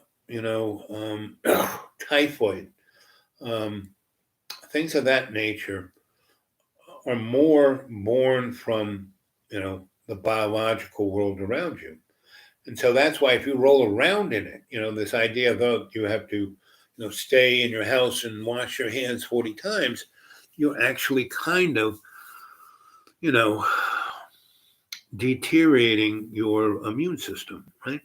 Because your immune system kind of needs exposure to these toxins, but just in an amount that's not going to overpower it to cause um, you know, a viral, you know, when you have these viral blooms in your body, that's when you get pneumonia, when you get flu, when you get those things, because it's your immune system responding to this, right? And there's a cortisol, just goes nuts, and that cortisol is like the chemical component of adrenaline. Adrenaline gets released like this. Cortisol kind of builds up to a point where it overpowers. And that's kind of what the Nouveau Riche 19 is doing to the people who succumb to this, right? And and that's why the people who are older or have existing conditions or are anxious about things, they really, um, yeah, Back to Eden, yeah. And I mean, that was a great book, right? So um, that's what this meditation's about. You consciously taking your breath, bringing in the prana, illuminating your body to cleanse all of those toxins, right? And so now you're in your library. You're sitting down at your reading table. You're a librarian. Remember what your librarian looks like. Brings your big Akashic record and you puts it in front of you. Open up to the middle pages, and they're blank. You got a blank page on the right and a blank page on the left, and put your right hand on the right blank page and your left hand on the left, and lean into your Akashic record and evacuate all the fear, all the anxiety, all the hatred, all the misunderstanding, all the toxicity of the illusion of the Luciferian materialistic world. You put into those blank pages, you evacuate them onto that book. And you look at it, and it looks like a Rorschach test. And that's where the Rorschach test came from. When I was a young lad and a nun beat the crap out of me, and my cardinal godfather sent me to this, it wasn't a school, it was I forget what they call them, but it was a Marinol house you know, of love. And there were these 9 priests, Marinol priests, and one was a psychologist, and he helped develop Rorschach tests, right? He was looking at trauma, right? Was another medical doctor worked with him who looked at the biological responses to that trauma, right? There was a physicist who was looking at how that energetics of that was affecting the universe. There was a historian, there was a sociologist, a anthropologist, and they all had this concept of love's co-creation, and they all collectively worked together to bring forth an understanding of the universe that would bring peace, right? And Thomas Merton hung out with these guys, and um, and you should read Thomas Merton's works, right? And Thomas Merton became a priest because he was a Methodist who fell in love with my mom, and she blew him off because she goes, "Oh, Tommy, I can't go out with you. You're not even Catholic." So he said, "Okay." Went to try to, become a, because Methodists are like Roman Catholic lights. I mean, they have everything that the Roman Catholic Church has, but none of the hard ass Jesuit psychobabble, and all the priests who are Methodists can get married, have kids, and have a healthy life rather than the psycho life of the Roman Catholic Church. So, um, but these guys were like the Methodists of the Catholic Church, right? And so I hung out with them for about 5 months when I was recuperating from being, beaten to a pulp by a nun. And she broke my jaw and my eye orbit, which, my jaw was, wired shut for at least 2 months, right? And my eyes, they don't see like most people's eyes see. But instead of seeing them as, oh, he's handicapped, no, they were like a gift. My eyesight, the way I see, makes me see in a whole different way that allows me to focus on things that most people can't focus on. I see things that most people can't see. I see people's auras. I see, when I focus, I can see all of the orbs that are always around, all the energies of the different dimensions. I can see the mitochondria of the universe. Now I have to go into state, practice, and pray every day so often that I'm kind of in state all the time. But I can be distracted. I'm still just pudding head. You know, I'm just a meat puppet in a lot of ways. But I have gotten old enough to the distractions of youth don't get in the way anymore. My hormones aren't pumping. I'm not, when I see an attractive woman, I think, what attracts me to them more than the shape or the age is their intellect and what turns them on, what they're passionate about, what they like to co-create with love, right? So I'm drawn to musicians and scholars and artists and those kind of women, right? Not women who are all about their cell phone and their car and their shoes and their outfits and their materialness and their fear, because people who are really into the material world are petrified of life, right? And so they worry about everything. How am I going to pay my bills? Oh, what am I going to do? I don't have enough money. Blah blah blah blah blah blah blah. But you've just evacuated all of that on the Akashic record. Close the book, right? Now you breathe in, you focus on your breath, breathing in that 20% and breathing out that 30%. And relaxation. And you have gone into state, bringing the prana into your lungs, having your blood pick it up and turn yourself into a photonic scalar amplifier. And in that mitochondria, turning your mitochondria from incandescent to photonic, you are creating cells that are now healthy and clear and not prone to be traumatized or controlled by fear or a sense of separation. You're feeling that connection with love's co-creation, right? Feel it. Feel that connection with loco connection. See, the thing that the illusion is based on is the separation, right, of the sanctified heart, right, and all, right.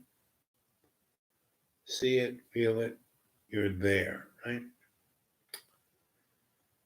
and you're illuminating yourself. And now you open up your Akashic record, right, and that ink blot, right, the Rorschach test, right.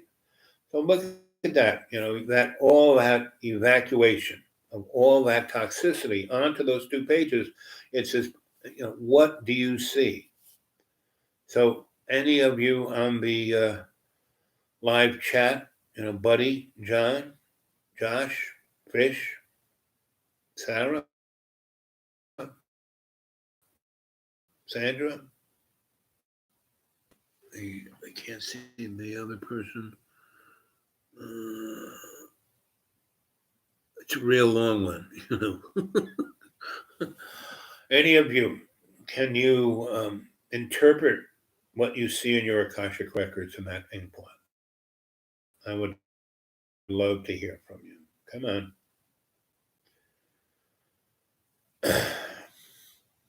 So, there you are looking at it, If you have been breathing 20% in for the 30 minutes that I was telling you stories, hooking you into going into state, you're there, you're sitting at your chair, you're at your reading table, the Akashic records in front of you, and that ink blot's right there, right? So if you can see the representation of what that ink blot is, that will give you a doorway to be able to go see your past lives. So any of you want to see your past life? Breathe in that 20% more, focused, conscious, illuminate that ink blot and see what it means, right? Get the tune, right? And if you are stuck, turn to your animal totem and say, hey, what does that mean? Your animal totem will tell you a story of what that means, right? So I'm going to be quiet and that's the beauty of going into state. The relevant element of time does not exist. And the thing about time is that it moves or it doesn't, right? So you can experience, weeks on end in state in your Akashic record and in your sanctuary of your own choosing, and it's only seconds in this linear illusion, right? Once you practice this, and you should be practicing, praying and meditating and breathing like this, conscious breath, at least 5 to 10 times a day. You do that within a week, you'll be able to go in a state like that. And that right there is a psychic tuning to your Akashic record. And when I snap my fingers 3 times, if for some reason you need to wake up from being in state, I will snap my fingers for 3 times and we'll be back. But they have to be 3, 1. But when I just snap my finger once, every so often, it's like a grammatic punctuation, right? To bring your attention to where you are. Because, truth is a hard thing to take. But that's why you have your guides. You have your librarian to bring you the truth, your animal totem to give you perspective on the truth, and your guardian angel to protect you so you have nothing to fear of the truth. Because the illusionary world wants you to be in fear at all times, so you won't face the truth, And that's why, you talk to most people, they're shivering in fear in their homes. This pandemic's going to get me, And even if it did, at the very worst, we've all had the flu. We've all felt like crud. We've all felt like, my God, I feel like I'm dying. Well, what is the best thing out of being really sick? It makes you appreciate being well. And every day of my life since I died the 7th time, I wake up because when I go to sleep, I go into state so I can go to sleep, right? And so all the little things that I've set up to enable me to walk, to breathe, to not be in pain, they get unplugged. That's what happens when you go to sleep. Everything gets unplugged, because if everybody dreams all the time, right? Every night you dream. You may not remember it, but if you want to, all you got to do is go into state and tell yourself, I want to remember my dreams. And you can also say, hey, I want to not only remember my dreams, I want to be conscious in them and be able to navigate them. So I can learn something important and / have a great time. So that's where we're at with this. You are, in this point where you can take the steering wheel of your consciousness, not just let the squirrel in the Rolodex of your mind, um, you know, push you around, make you respond hormonally to the fight or flight syndrome, right? And make you sick. So, at the very worst, what's going to go wrong? You're going to get the flu, right? At the very worst, you're going to die, Big deal. I've died 7 times already, And, I don't know if hopefully, I won't have to go through all 9 of my lives, but the next time I die, hopefully, I will have accomplished what I came here to do. And that's why I am doing these shows all the time. This is part of what I was sent back to do, That's why I have more than 1,200 of them, right? And and I've only been, as of a week from today, will be 2 years exact, that I've been doing Dreamy Dreamland with Sensei Alba on YouTube, right? And that's why I'm doing this guided meditation, because it's the 1st of May. It's the worker's holiday, and you're the worker of the soul, gang, So step up, stand up, step up, stand up for yourself, right? Stand up for your consciousness, your free-willed soul, Ascend. Don't be stepped on. Overstand. Don't understand, So every morning I have to meditate to be able to get out of bed. Because when I wake up, I'm gasping for breath, and I feel like crap, and I feel like I'm going to die, right? But I know I can't until I finish what I came here to do. So instead of freaking out, I slow myself down. I go into state, because I'm practicing back to being that aesthetic dude I was at 27. Anyway, when I was a monk with my sensei in Putney, Vermont. So I just go into state whenever I need to. Bingo, right there. And there I am with you guys. I'm right in state with you, right? And so that's what I do every morning. I go into state and I reconfigure everything. My mitochondria, I illuminate, I become photonic. I rise above, ascend from being a mud puppet, and I become awake. Once I'm awake, all of the physical mud puppet maladies don't have any real control. Now, I'm 70s, and I've beat myself up, my body, falling out of windows, getting run over, getting shot, spending 50 years on my knees and on top of ladders as an electrician, carrying behemoth loads. I used to walk around New York City for 3 years, right? With 2 bags of each between 50 and 70 pounds. And I would walk 100 blocks with those, And, would not, just do, and put them down and go, oh, wow, that was it. I would spend all day huffing this stuff up and down staircases, up and down, down the subways, take the subway someplace, go up, walk 10 blocks to wherever that place was, go up, 4 or 5 flights of steps to the factory loft, so I did that. And I did that before I got a bicycle, I had a Chinese friend who would deliver. He had a restaurant. And he had a guy delivering Chinese food all over New York, and it was a 3-wheel bike and it had a big box that you could put a lot of stuff in, and and they had this, warmer steamer thing that fit into the box of the bike, and you could take out these, packages that would stay steamed. They were rolls and wonton and all kinds of stuff. So he had a bunch of these bikes, and he said, you need one of these.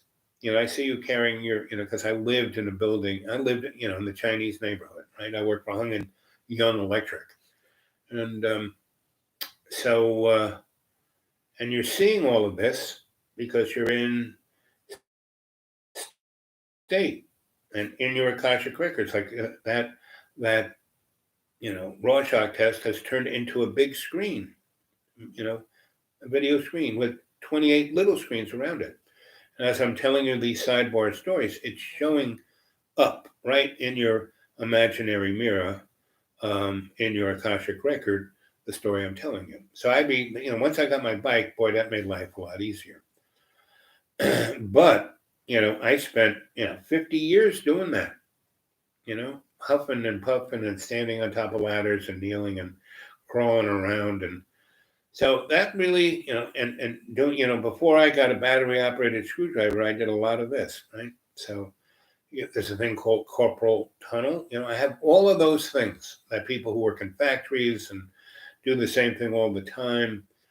And, but, as of the age, when I was a youngster, I was going into state and not realizing it and seeing things that I thought everyone saw. Then when I hung out at age 6 and 7 with the Maryknoll priests, I was their little, wow, this kid can, he represents the stuff. Why I stuck with them so long was I was like their student and guinea pig. And again, I was like a monk, right? I was a fun monk. I mean, we had a lot of fun. We lived in this beautiful house in almost in Queens, but not. It was like near Garden City, but further out in a nicer Oyster Bay. Is that in the town? Yeah, Oyster Bay, Long Island, and right near the Miracle Mile.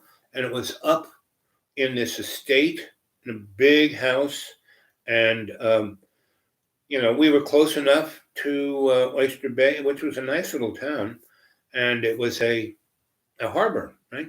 And we, but with this beautiful house, and caretakers of the lawns, and everything was taken care of, and they had a couple cooks and a couple of people who cleaned the place, and they had a couple of other novitiates who were studying like I was, but they were in their 20s. I was like 6 and 7 when I was with those guys, but I was in their community, right? And I was seeing things that they couldn't see because I was naive, right? I was innocent, right? And this nun, broke the orbit of my eye, so I didn't have the same kind of way of seeing, because one eye was looking that way, the other's looking that way, and they weren't crossed. It was just the orbits were turned. So when I looked at you, it looked like my eyes, like right now, but I can see over there, right? And I can see between the elements, meaning most of us see things on our peripheral vision that are from other dimensions. That's where we see scary things and just catch them out of the side of, where you see ghosts and things of that nature. Just kind of out. So I see them all the. I learned how to understand what I'm seeing, so it's not scary or it's not distracting, right? And So, you know, um, I don't suggest you're getting beat up by a nun, but I do suggest going into state because that does the same thing. But before I went and studied with my Shinto priest sensei and was a monk under him at 21, 2 years old.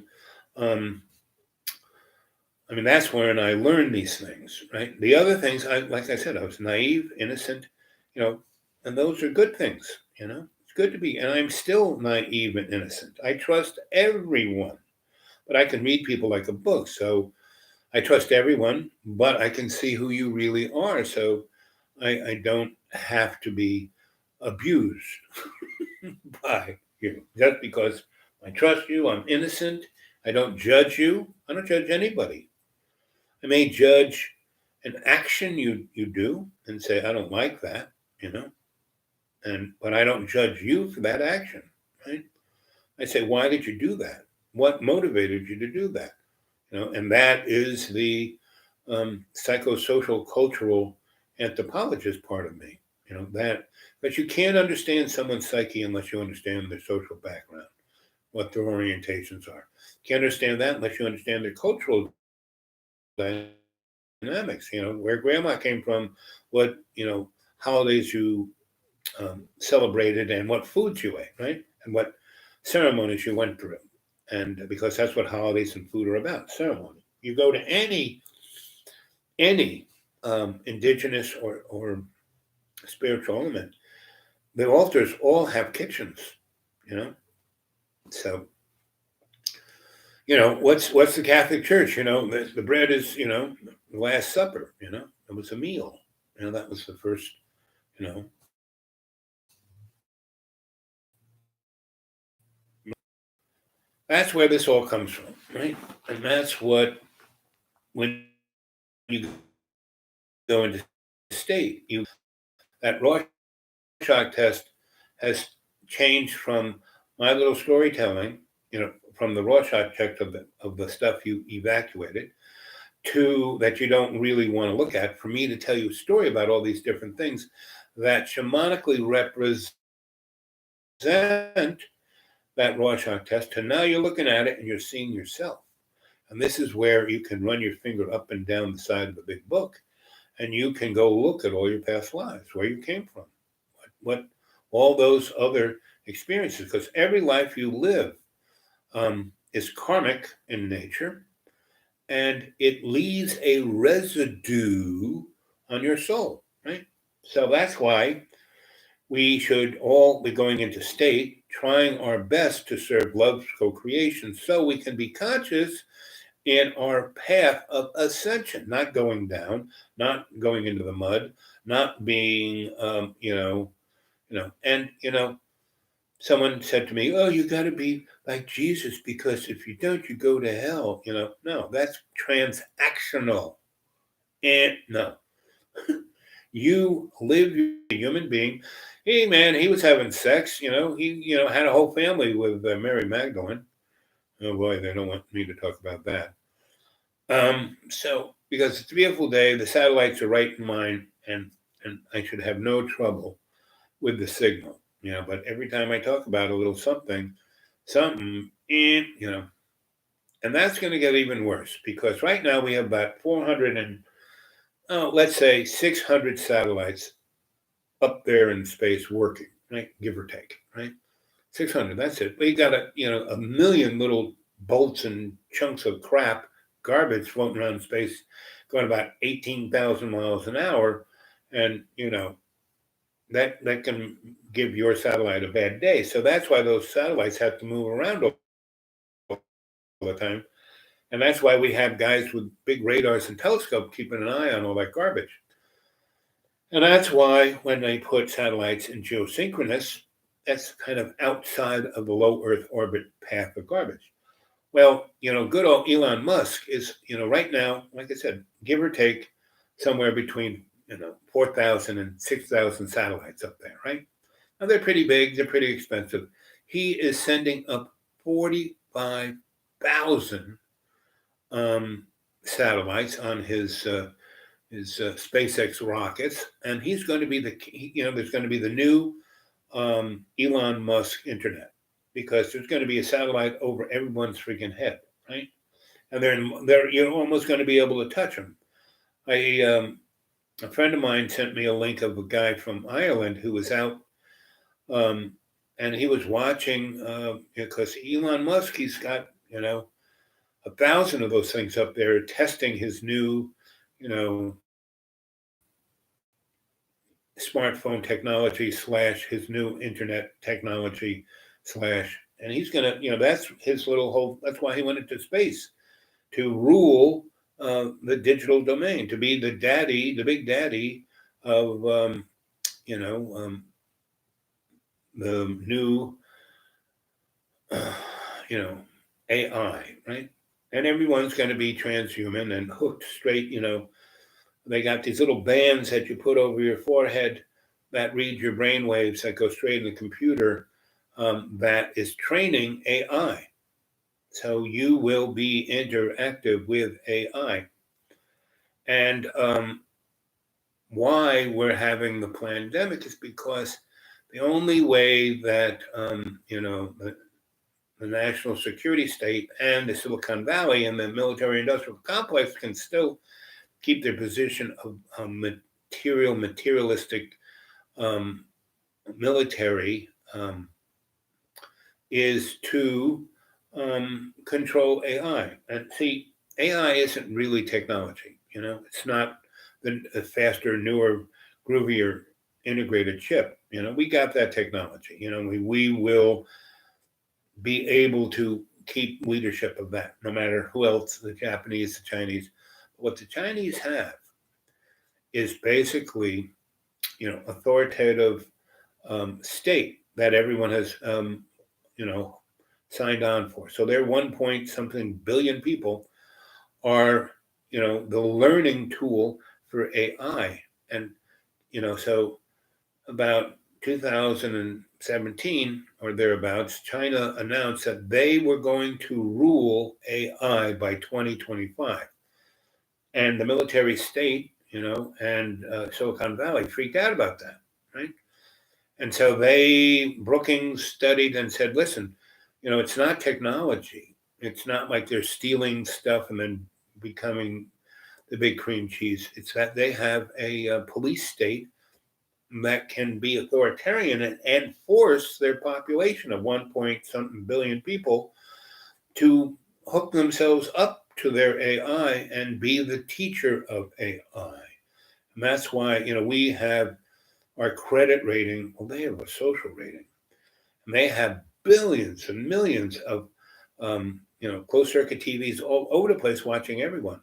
And they've gotten rid of money and your face. They have a blockchain economic system, and it's based on your face. You walk into a store, you pick up what you want, you walk out.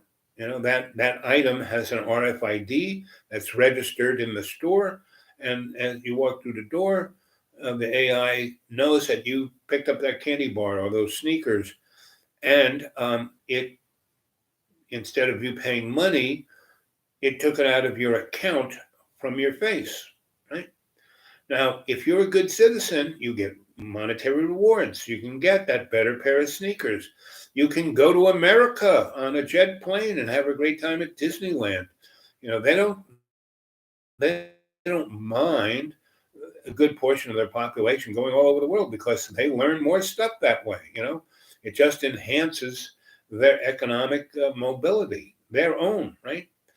And they don't want to, they own something like, $10 trillion of our treasury notes. They own us.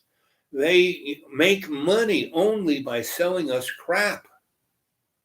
But what they want to do is to move in the same business model that we do, of like having, the information is the United States. Its whole economy is based on information. So we can make decisions about what to buy and sell and stock and banking and all of that stuff, and how to figure out better schemes of cheating people, right? And that's what China is naive to, right? They're very good at being authoritarian, but getting that knack. So they think if they can teach their AI by their exposing their AI to 1.3 billion people, and that's why they let them come to Disneyland in the United States, and send their kids to college here, because they're bringing that back, to they don't want to be just the manufacturer of crap. They want to be the ruler of information. And that's the quiet war we're having.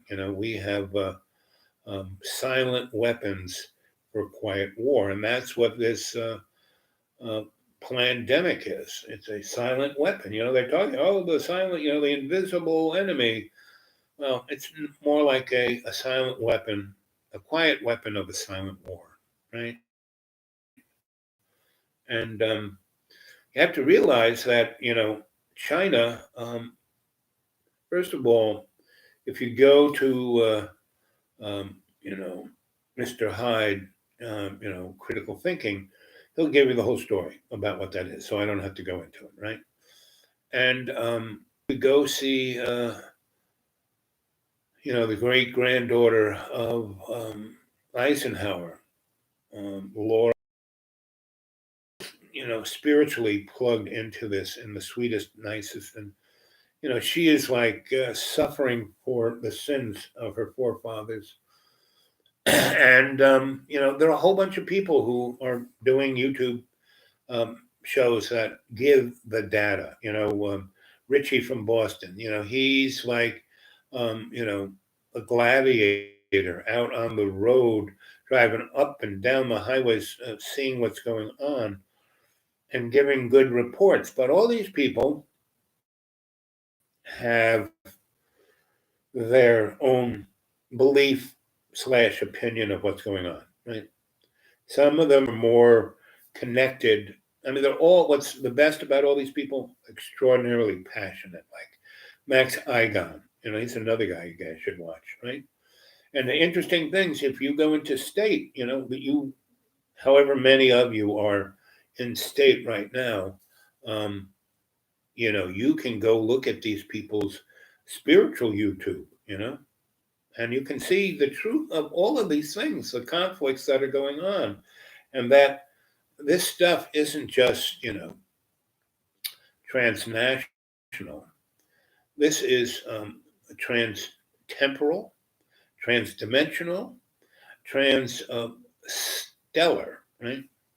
And we are the little sandbox that one of the little sandboxes that this is being played out. There's certain spiritual and dimensional dynamics of our solar system that lends itself for this little passion play, right? And that's why we had the Greek theater, and why we had Shakespeare, and why we have Broadway, and why we have Hollywood, and it's all very clear. And what you have to do is use your Akashic record. That screen that's right in front of you, that's like flipping around. If your hand is going up and down the gold leaf of the edges of the pages of your Akashic record, man, you can see all the way back to the Big Bang, or all the way to the end of the universe, because it's the Alpha and the Omega. It's all one thing, right? And you are part of it. You are, in co-creation with love. Love is it. The only thing that exists is love, co-creation. That's it. Everything else is illusion. So that's why you shouldn't be scared of anything. That's why you should, in every day and every way, take the piece of yours and make it stronger. Right? And two, you're in a deep, deep, deep, deep state of conscious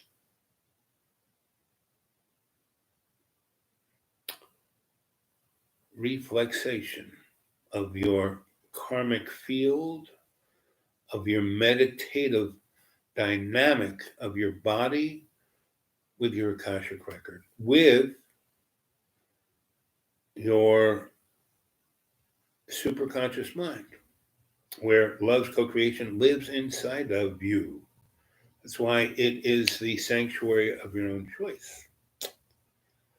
So you've evacuated all of this anger and anxiety and negativity, and and now you guys can't live chat. It says live chat's not doing it anymore.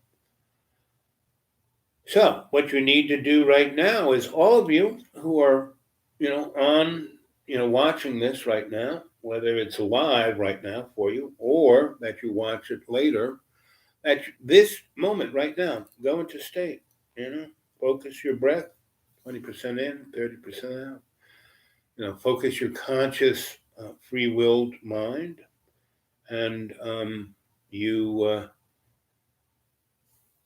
you connect to each other in state, which is way better than the internet. When they bring the internet down, you guys of the cadre will be able to communicate with each other.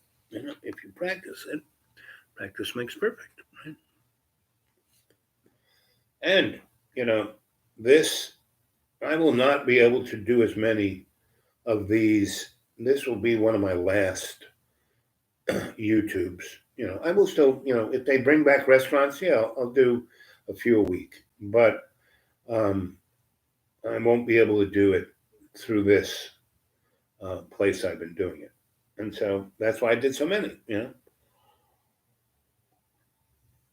that's why we're going on to our third hour here, right? And so let's see how well you guys can do. Come on. So you can't talk on the live chat. They've disconnected that. Let's see you connect, within the scalar harmonic of the photonic light of love's co-creation. See what you can do. I'm going into state right now.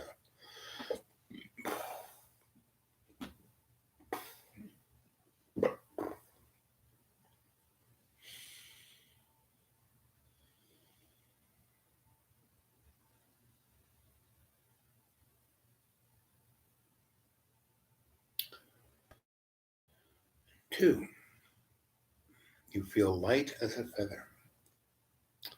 You feel illuminated with photonic light from the prana of Father Sky connecting to Mother Earth. You are in that circuit now of love's co-creation. So float up from your reading table and go over to that open door there. Right there. There it is. It's open. And you're floating through, and your feet hit the floor as you go through the door. And you're going up these steps over a bridge. That's your id. And at the top, you're looking down into your superconscious mind, the sanctuary of your own choosing, and you have an overstanding of your life. See it clearly.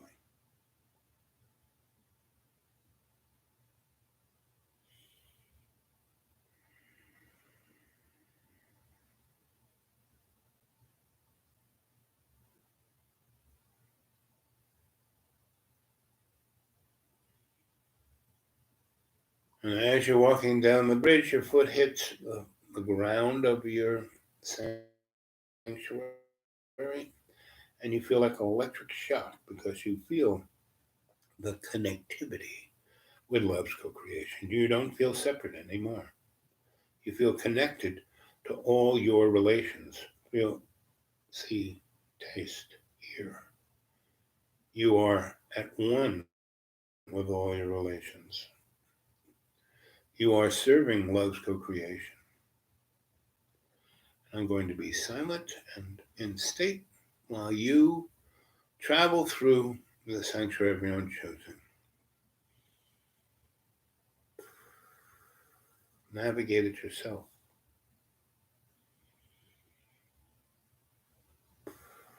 See that you can go there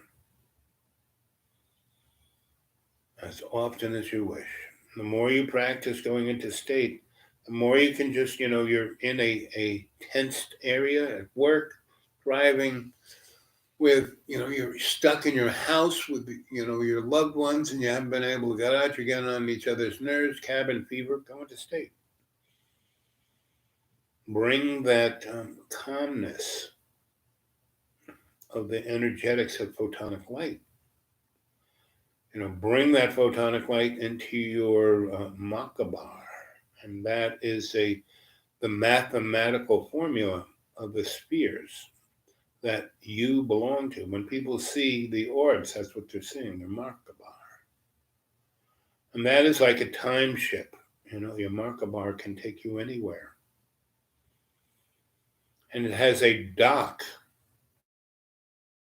in the relationship. Your Markabar is docked there, and you can take that anywhere. You can bring anything to anywhere, to anyone. You can bring love, healing. And that's what Reiki does. It uses that energetics. See it clearly. The sanctuary is yours, so you need to explore it and navigate it. See it clearly.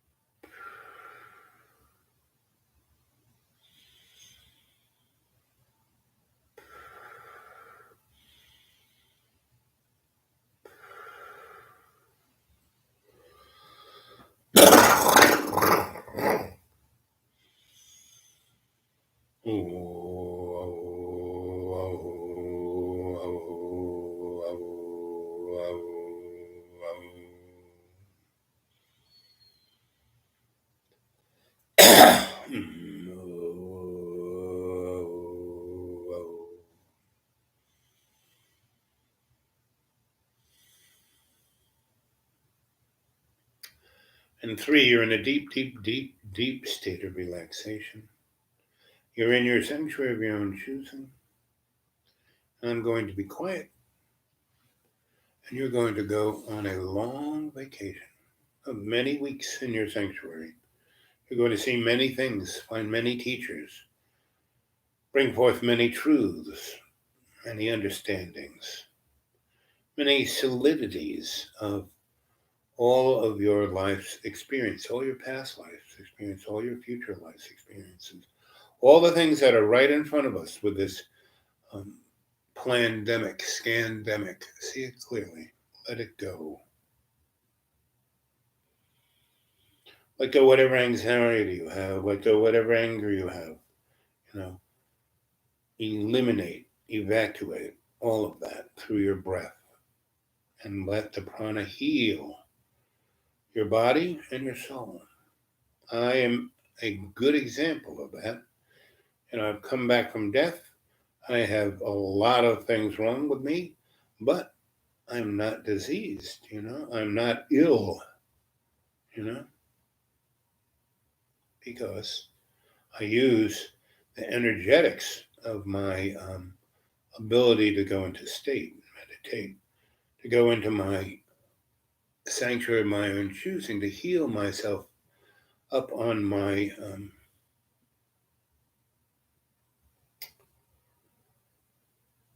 in my sanctuary, in my library, in my Akashic record, through the aid of my librarian, my animal totem, and my guardian angel.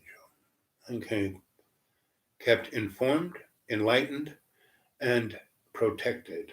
See that is your path. See it clearly. I'm going to step away while you take a nice long vacation.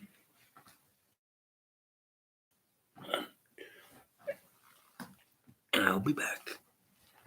Ooh, I need to stretch my legs.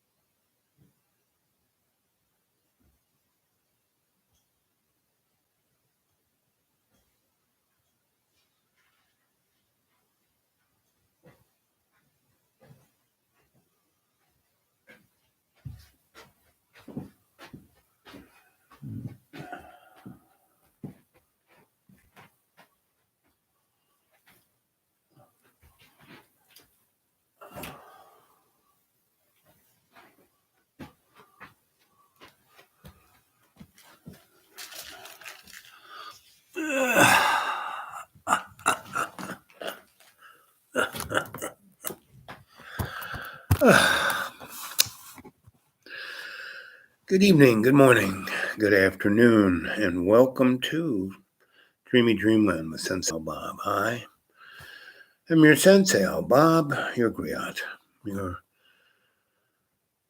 your little tour guide to your Akashic record and beyond. And you are in a deep, deep, deep relaxed state of consciousness. Aware, awoke, ascending, free-willed consciousness, right, of your soul. And not often are you very aware of your soul, but here you are. Being aware of your soul, your own choosing. You went to the ninth door of the 9 doors of illumination, And I'm going to bring you back now. I'm going to count from 3 to 1. And then when I say 1 for the last time, I'm going to snap my fingers 3 times. And then we'll be back. And this will be one of my not last, but I will not be doing this show as frequent because I can't.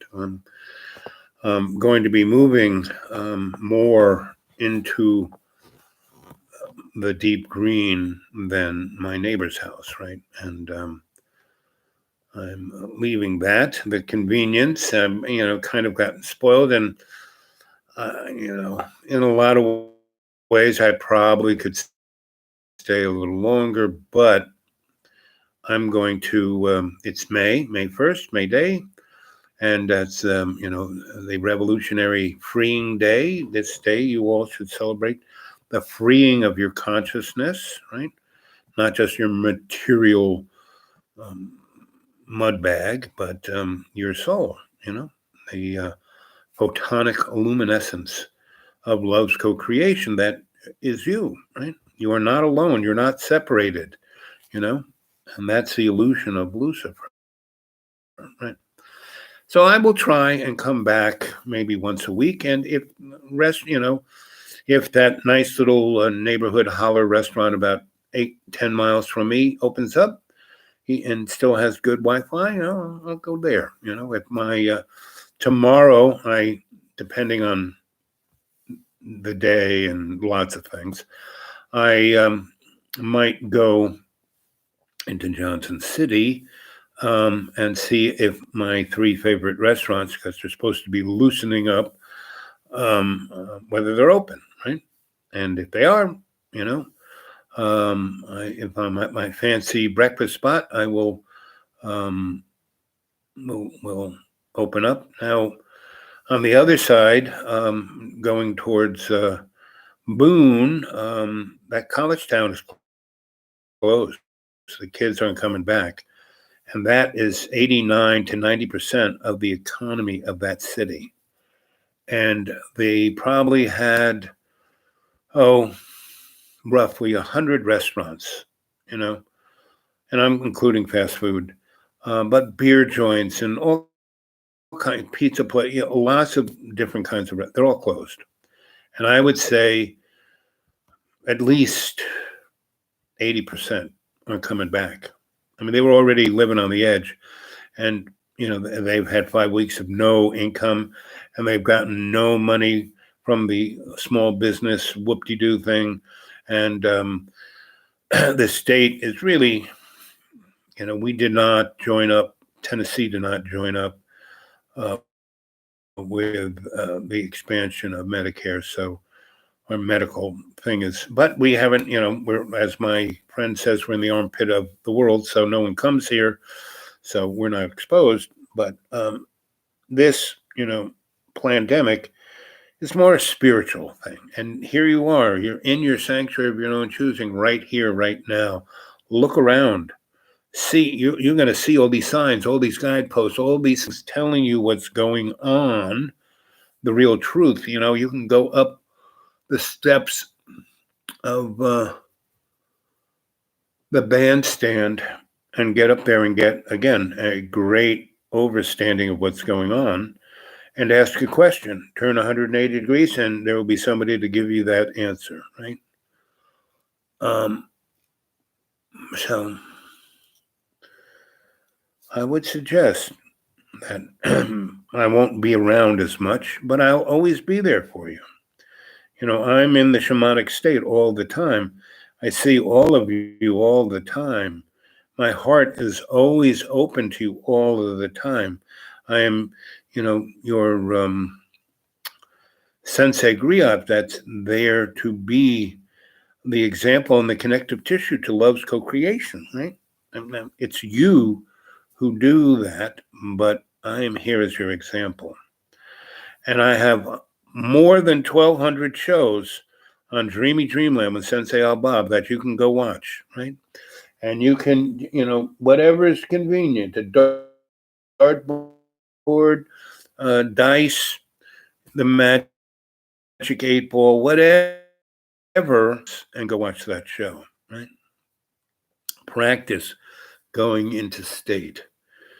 All of those shows have keys to harmonics that give the open door to great truth. It's all there. I mean, that's why I did this, That's why I came back from death, Now, I enjoy doing it. I love you all, Now, a lot of people go, but I only had like 6 thumbs up, I only had 2 thumbs up, No, I couldn't care less about that, I'm here to serve, with love's co-creation and an open heart and unconditional empathy and forgiveness. I'm here to serve, right? And again, get a hold of me, do your best, try. Gmail has been, at the beginning when I started doing this, I had some great connections with you guys over the Gmail and over the phone, those who lived in America that I could call. But pretty much for some electronic reason, that is, mostly I get spam, So it's all good. There are great other brothers and sisters out there in YouTube land who are serving a great service to try and form and to be examples of a open-hearted mind of conscious, free-willed conscious of a soul. And that's the great blessing of this pandemic, these pudding heads, who think they are billionaires and run the world. Not so much, And that's part of this whole thing because it was created by love's co-creation. There, Lucifer is a child of God, And so, try, and the more you can go into state, the more you can get perspective, the more you can overstand instead of being stood on. You will lose the fear, you will lose the anger, you will lose all of the, hormonal things that cause, the nouveau 19, So don't let things freak you out. Don't let them get you angry. Don't let them get you upset. Again, think with your heart and feel with your head. When someone says something nasty or attacks or does any of that, don't go into the hormonal fight or flight adrenaline thing. Only brings you to fear and violence. Go, why did they do that? Let me step back and get a perspective. The better you can get a perspective, the better you can be. See it clearly.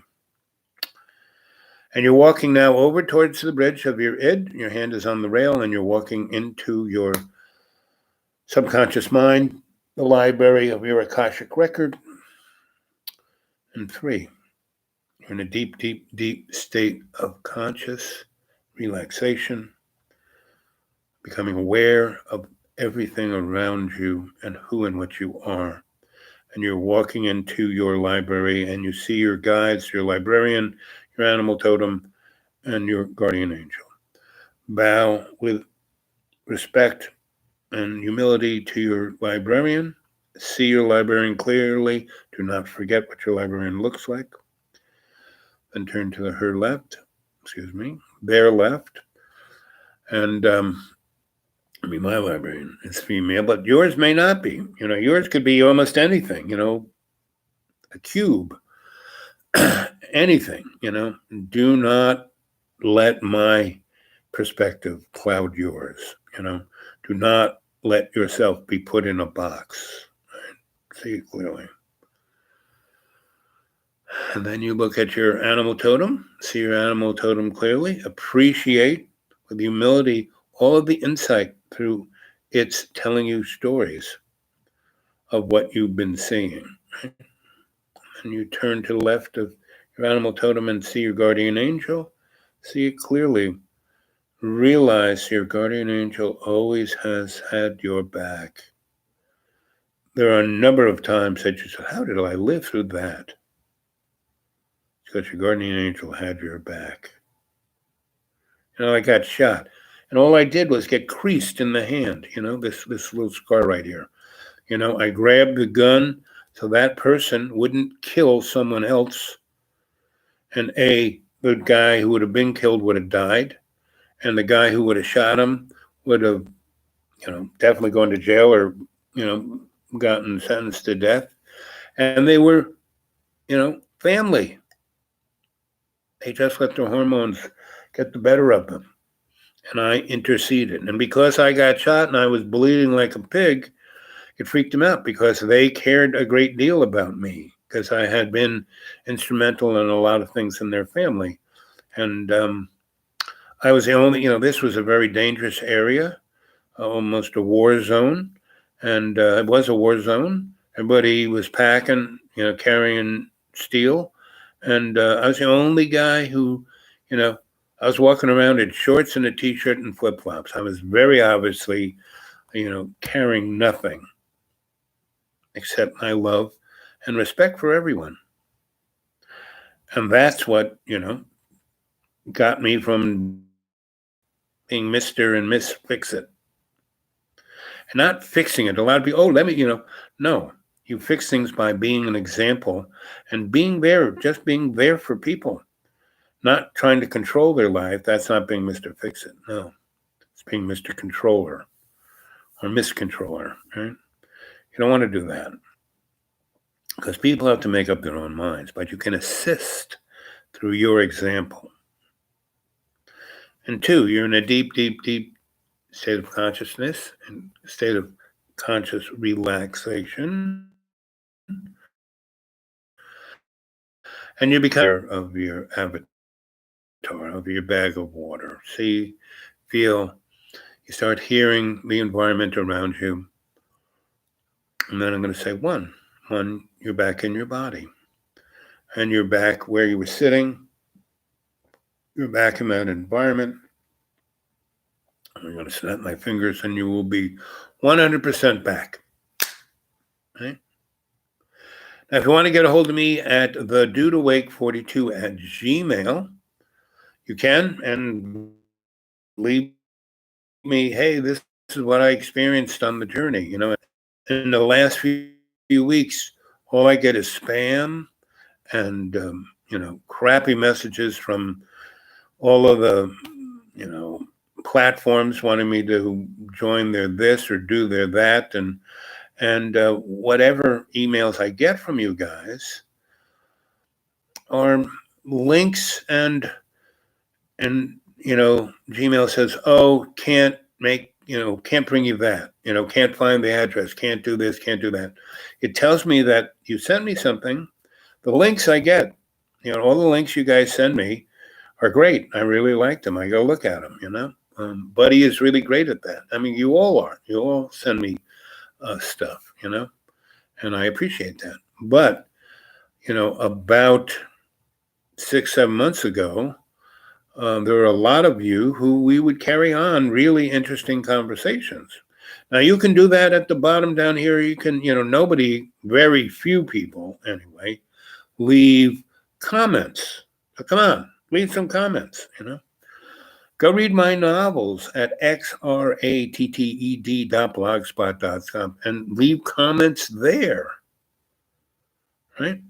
Or, leave your phone number if you're in America and I'll call you, But I am not going to be doing 3 or 4 of these a day because I won't be able to. I won't have the access to the internet, unless the library opens up. And, your county really doesn't believe in libraries when your library has a slower internet than, IHOP. Right? Now, IHOP, I don't think is coming back. IHOP has crashed and burned on the stock market. And the IHOP that I went to, wasn't, it would have Saturdays and Sundays, that thing was always jammed. But the rest of the week, there was nobody there. So you can't make money on 2 days of the week. So IHOP's not coming back. And I don't think half the restaurants, if not, maybe 70, 80% of the restaurants in the surrounding cities of me that had, Wi-Fi that I could go sit in their restaurant and get a sandwich and a cup of coffee and spend an hour talking to you guys. I don't think that's around. And so I will still do it when I can, but it's going to be infrequent. But there are more than 1,200 of these shows on my channel. Go put them on. And they are more than just a show. They are shamanic ceremonies of energetics that will heal, cure, enlighten you way deeper than what you just watched it for 5 minutes. So start putting that stuff on thumb drives and CD-ROMs and your hard drives, because they may just not be there. Because pretty much everything I've created in the last couple of years is, the writings, all of that is on, I used to have things on paper, not anymore. I don't have the money to, go to the print shop and have it printed up. I don't, where I used to self-publish, don't have that anymore. Now, corporate world out there, I'm ready to work for you guys, you are desperately trying to rebrand your form of fascism, but, it's not going to work. And every time you've got a leg up is when you let someone like FDR. I mean, he was straight from your breast. He was a rich guy. He was a guy of blood. He came from those, special families. And he understood that America would be no more unless he gave the majority of the population just a little sliver of the pie. And since,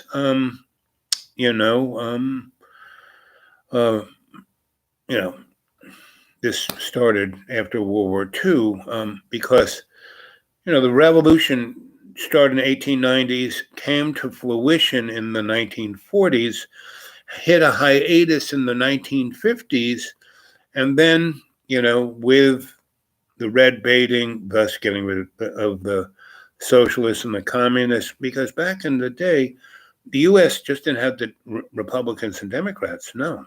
The liberals and conservatives, no. Those two people always represented the oligarchy, right? But we had a Labor Party, we had a Communist Party, we had a Socialist Party, we had a religious party, right? And we had, things like,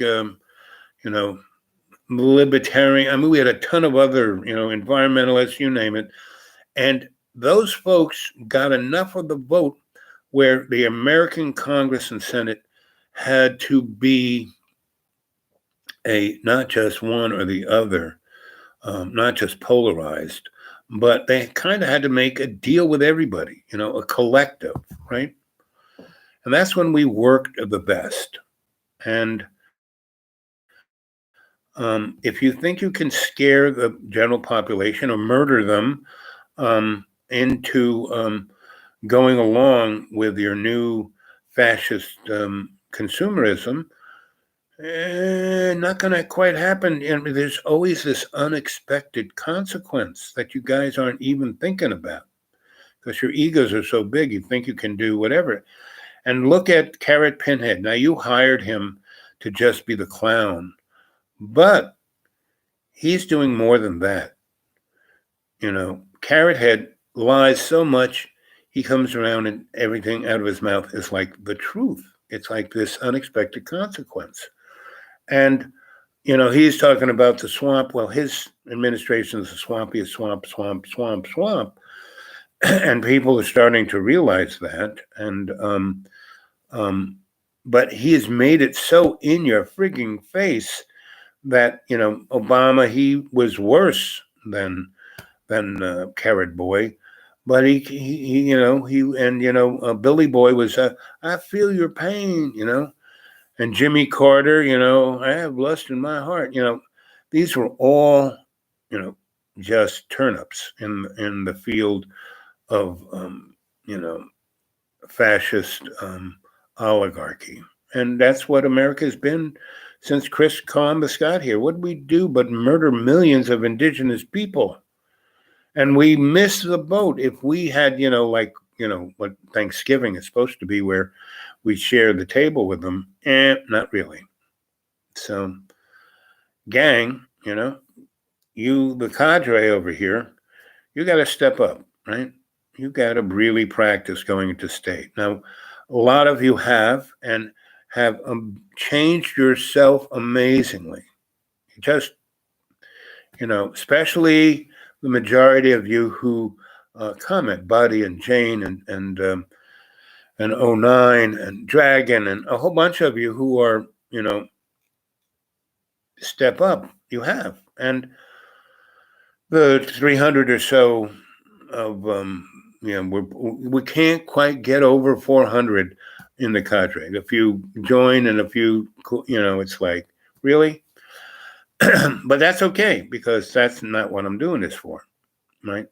And the other side of the coin, okay, so nobody, it would behoove you all to document, put it on thumb drive, CD-ROMs or hard drive, so this doesn't just go away. But the interesting thing about this, each one of these shows is a shamanic ceremony. Right now, this is me talking to you is a shamanic ceremony.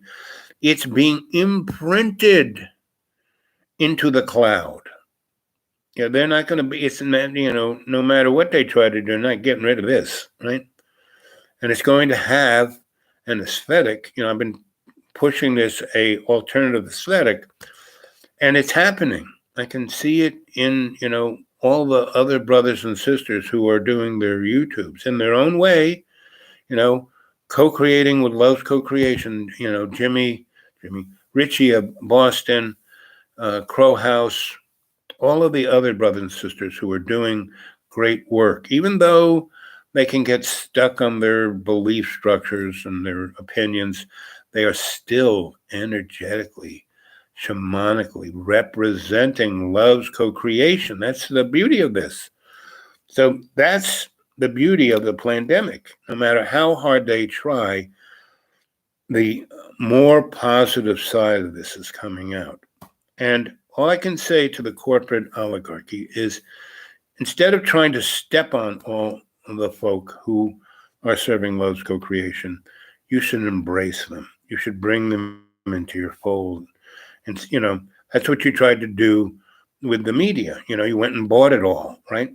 But you basically made them toe the line. Now, RT and, Free Speech TV, I'm sure they're only there on the cable because they're representing elements of the corporate.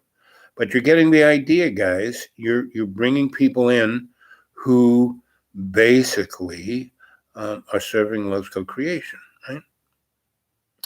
Now, they may be bent by their own belief structures, but still they're representing that ghost in the machine. They're representing that unexpected alternative aesthetic, right? And that's why I don't have to, be, the leader of the band. Now, I could help you out, and I have over many, many different periods in time, to the point that that I'm not a threat. I'm there to serve love's co-creation, and so are you. You know, and so I'm getting tired. It's it's 10 minutes more. So a good example, one last story, right? And I'll try and do one tomorrow morning. I'll try and wake up early and and um, and do one maybe at 8 in the morning because I got to get out of here by 11, and then I'm not coming back. And so so I'll try and do one in the morning, and hopefully a lot of you can come and visit. It'd be nice if a lot of you showed up for tomorrow's, but this may be my last show tonight, right? So I was talking a lot about Ithaca, right? And so I went from the farm to living in town, and I was living with a rocket scientist girl in this really crazy house that was cantilevered over, a rushing gorge, and I was living in the basement garage, and her house, she had really just one room, a kitchen, bathroom, and her bedroom, and I was, I didn't, live with her per se in that, but almost every night I spent it in her bed because my bed was teeny. She and I couldn't be in the same bed down in the garage, but it was comfy for me. But she liked the aspect of like, okay, I'm not really, he's not living with me, but I'm just downstairs, and she could come down and get me to come up and be with her, and I she had a very much nicer kitchen. I just had a hot plate and a little fridge and a sink.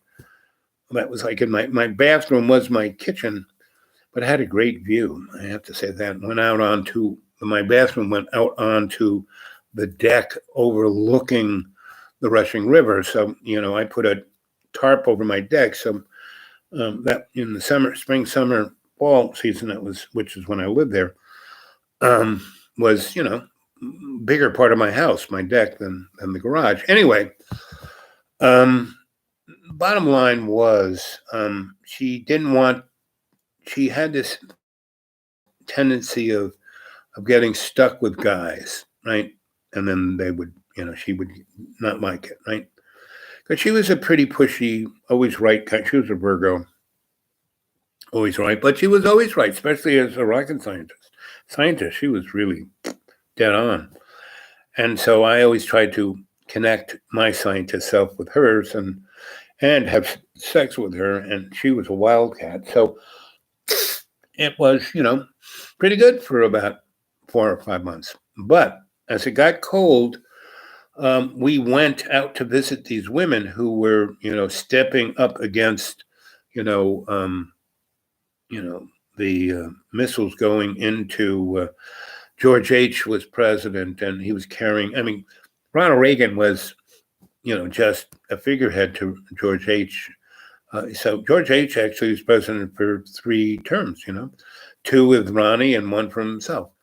So it was right at they were pushing Russia over the edge, and one of the things was taking the Pershings into Europe. And these amazing women were stepping up against that, lying their bodies across the railroad tracks. And like I said, they, Donald Rumsfeld and, Rummy and Dickie ran them over, right? And these girls did not make it easy for these guys. And so we would go there to support them, right? And I had some good friends there, and my rocket scientist girlfriend got to like these girls because they weren't as competitive. They were more supportive, like sisters. And she was liking that.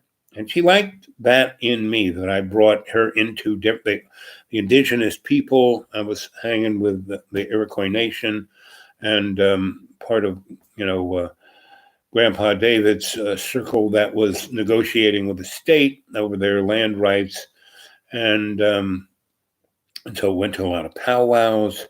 And, Grandfather David told all the old guys and all the young Turks, no, this is my grandson. When they said, who's this white guy? He's my grandson. And, when Grandfather David said that, that was like, oh, okay. And so, I wasn't part of the tribe of the wannabes. A lot of white folks were tribe of the wannabes. I was just me, Grandfather David's basic chauffeur and grandson, and his son, David Yarrow, was my bud, right? And anyway, so what broke us up is, so we would go visit the girls out there in Seneca. I'm pretty sure that's what it was called, that lake. Anyway, and so it was the city where women's movement got started, suffrage got started. So we would go out there a lot because we'd take this really nice road that took us all the way around the lake that Ithaca was on, out to that lake. And then we would come back through Trumansburg, and there were all these Amish folk farms and stores that you could get cheese and all kinds of great stuff. And we would, that was our, instead of going to the supermarket, we would go to those guys.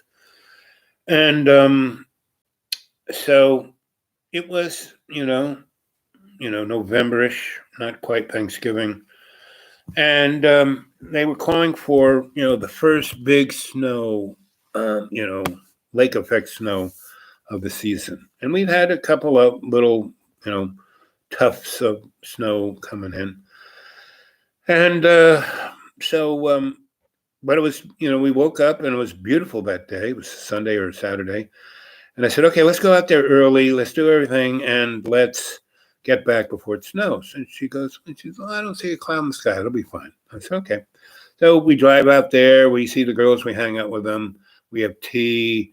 We get back on the road. We head towards Trumansburg. We go to the Amish folks. And she's like, we go to the pie guy and get some pies. We go to the cheese lady. We get some cheese and butter. But she stops at this. She wants to buy some, Amish, rugs and stuff. And she's spending, it's getting towards 3 and it's starting to cloud up. And I'm saying, honey, come on, let's. And she spends another hour there. By the time we get, we're leaving Trumansburg and we still got 50, 60 miles to get back to Ithaca, the storm is cutting right across, right? And we get out on this no man's part of the highway. We're like, part of no return. Can't go back to Trumansburg, and we're halfway to Ithaca. We got another 30, 40 miles to get there, and it is a blizzard. We can't see anything, right? And we are driving, and all of a sudden we hear this like snap, and you're back. You're awake. You're right back listening to this story. You're no longer in state. And the car lurches and just comes to a dead stop in the middle of a freaking highway, and it's a blizzard. You can't see 3 feet in front of your face. And so I get out, and it was kind of warm. I don't have my big wintry coat because I thought we'd get back before the snowstorm, but I got a coat and a sweater and a hat and a scarf and no gloves. And I kind of pick up the hood of her car, and she had a Volvo or something like that. And the engine was glowing frigging red. And I was like, yeah, wow, this is warm. And, I get a rag and I take the dipstick for the oil out, and it's burnt off. There's nothing left. It's just a little bit of metal and the cap, and the thing you grab is like really hot. That's why I needed the rag.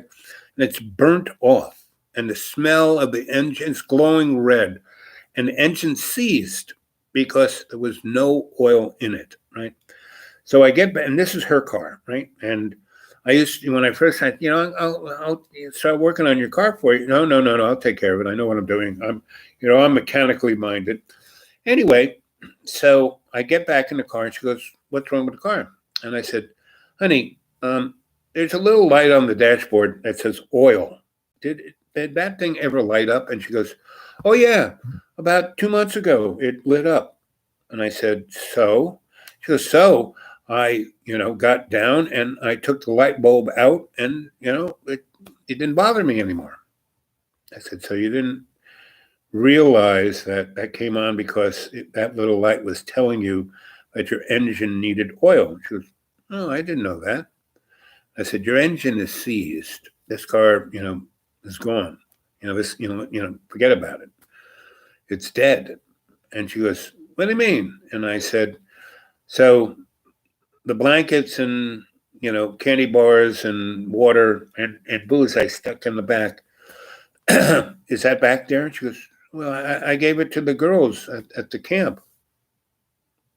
And that was like the survival kit, whatever. And it wasn't my car, but I rode in it enough and I knew the weather that I had stuffed a little survival go bag in that car. And she had given it to those girls, who were standing up against the man. And she did it because it was transactional. She did it because she wanted them to like her more. And it was like, I'm going, this isn't good. We're going to die, right? And so she goes, well, it's not my fault. And I said, well, it's your car and you didn't put oil in it and you got rid of the survival go bag and we're in the middle of a blizzard and we're 30 miles from Ithaca on the, part of the highway that nobody goes on, and they're not going to find us. And, they're going to find us frozen to death. Because look outside, go step outside, see what it's like. No, it's nice and warm in here because the heat of the glowing engine was coming through the floorboard and it was still somewhat warm in the car. And I said, well, it's not going to stay warm. That engine's going to cool down in half an hour or so. And then it's going to get like 20 degrees below zero in here. And the snow's going to cover over the car and we're going to be dead. And it's not my fault. You were driving, and she's just, and in her mind, as this time came, we're still having a good time, but it wasn't as new and really, exciting for it. We kind of gotten into the doldrums of a relationship, we weren't having sex like 6 times a day. And, I was off doing things with all these other people, and she didn't want to, she was, her career was number one for her, right? Having sex with me was number two. Me as, a person she could care about was maybe 6, right? And, the other things that I took her to fun things and parties and stuff, and she liked that, and that I was not needy whatsoever or jealous or anything, right? I was just there sharing my life with her. But she was, I could sense that she was getting on the edge of like not wanting to be with me, right? Like, and she, it's not you, it's me, kind of. She was getting to that conversation.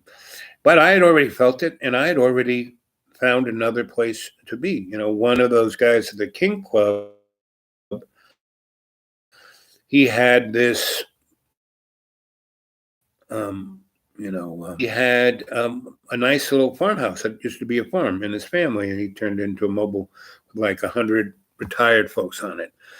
And he said, there's a lot of things, that need to, the thing was built in the 70s and on the cheap, and the electric meters, and because he had a big service going in and he had metered everyone's stuff and he was overcharging them for electricity. Anyway, he wanted me to rewire everything because it was always breaking down and it was costing him too much. And he said, I'll let you live in this house if you just take care of this place. And I said, well, that sounds pretty good. So I had already kind of moved my shop into that house. And it also had a very nice garage that I put my shop in.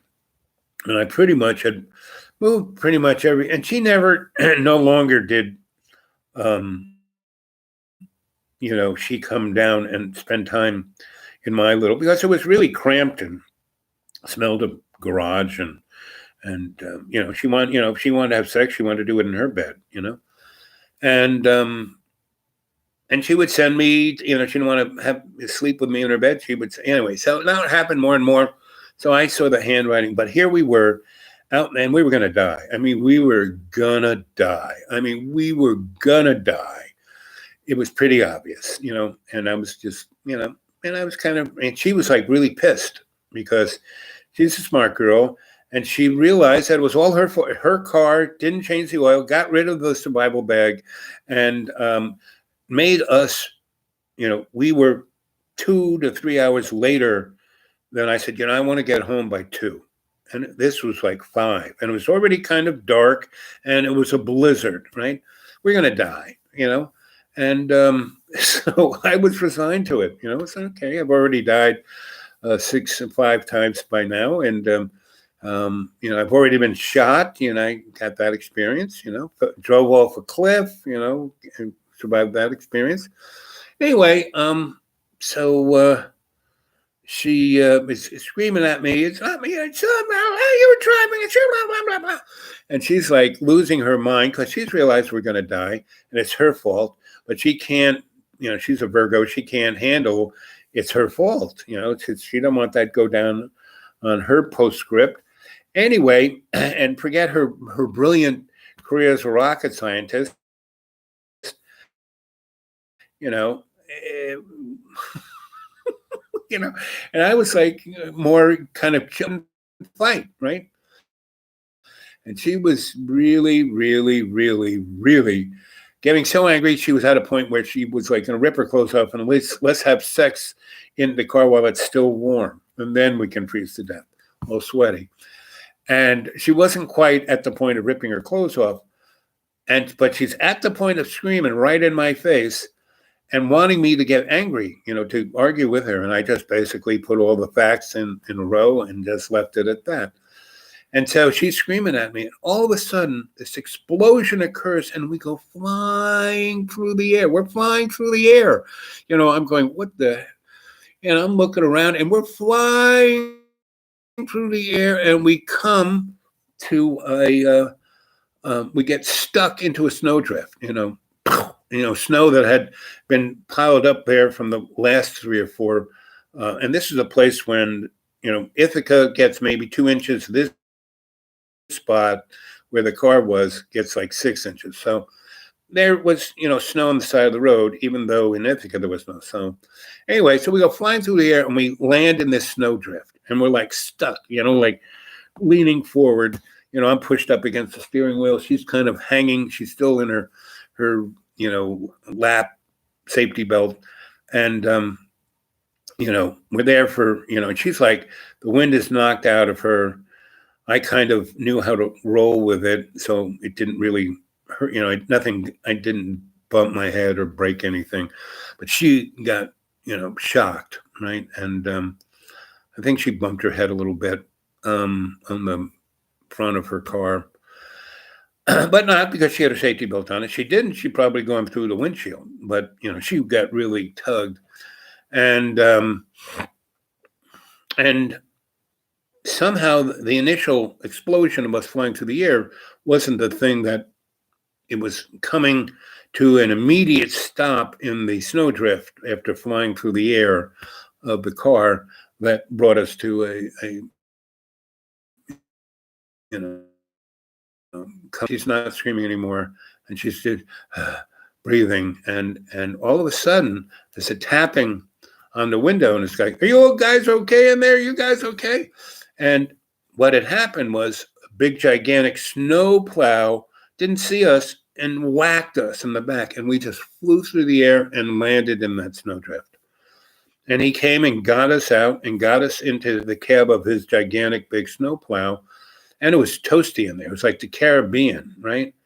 And he had a thermos of coffee, and he had some coffee cake and sandwiches, and he had blankets. He had the survival, a serious survival kit. He wrapped us up and turned the heat up even more and gave us cups of coffee and threw a chocolate bar in the thermos. So the next one was like, cocoa coffee. And he basically, we were there and she's stewing and he goes, "What happened?" And I said, well, the car broke down. And, he says, didn't you know that this? I said, yeah, we were just a little late. We were going through Trumansburg and we kind of got, and she goes, it wasn't my fault. And he goes, what do you mean wasn't your fault? And I then said, well, it was her car. And, about 4 weeks ago, the little oil light lit up and she took the light bulb out. And I was being, snarky because I told, the line of facts that her fault, and, I had put a survival go bag, but she gave it away. And, we were going to freeze to death until you smashed into our car and saved us, And so he turns to her and goes, you are one dumb bitch. And she goes, I have a PhD. And he goes, I don't care. I didn't graduate 7th grade. And they get into it. Now, he's the person that, is screaming at her. And basically what happens is he's sitting in the, driver's seat. She's sitting in the thing. And I'm sitting in the back. When I got in the vehicle, he had this like back thing with a bed, like a couch. And I got back there and, I found the blankets and I wrapped myself up and I said, here, honey, why don't you put this one? I don't need that. It's warm in here, And I said, yeah, okay. So I kind of took my clothes off because we were kind of sweaty and before we froze to death. And I knew she would be sweaty next to freezing to death, and that's why I offered her. And she's like, I can't, don't try and help me. And that's when these two, the driver and her, got in it like, like unbelievable, right?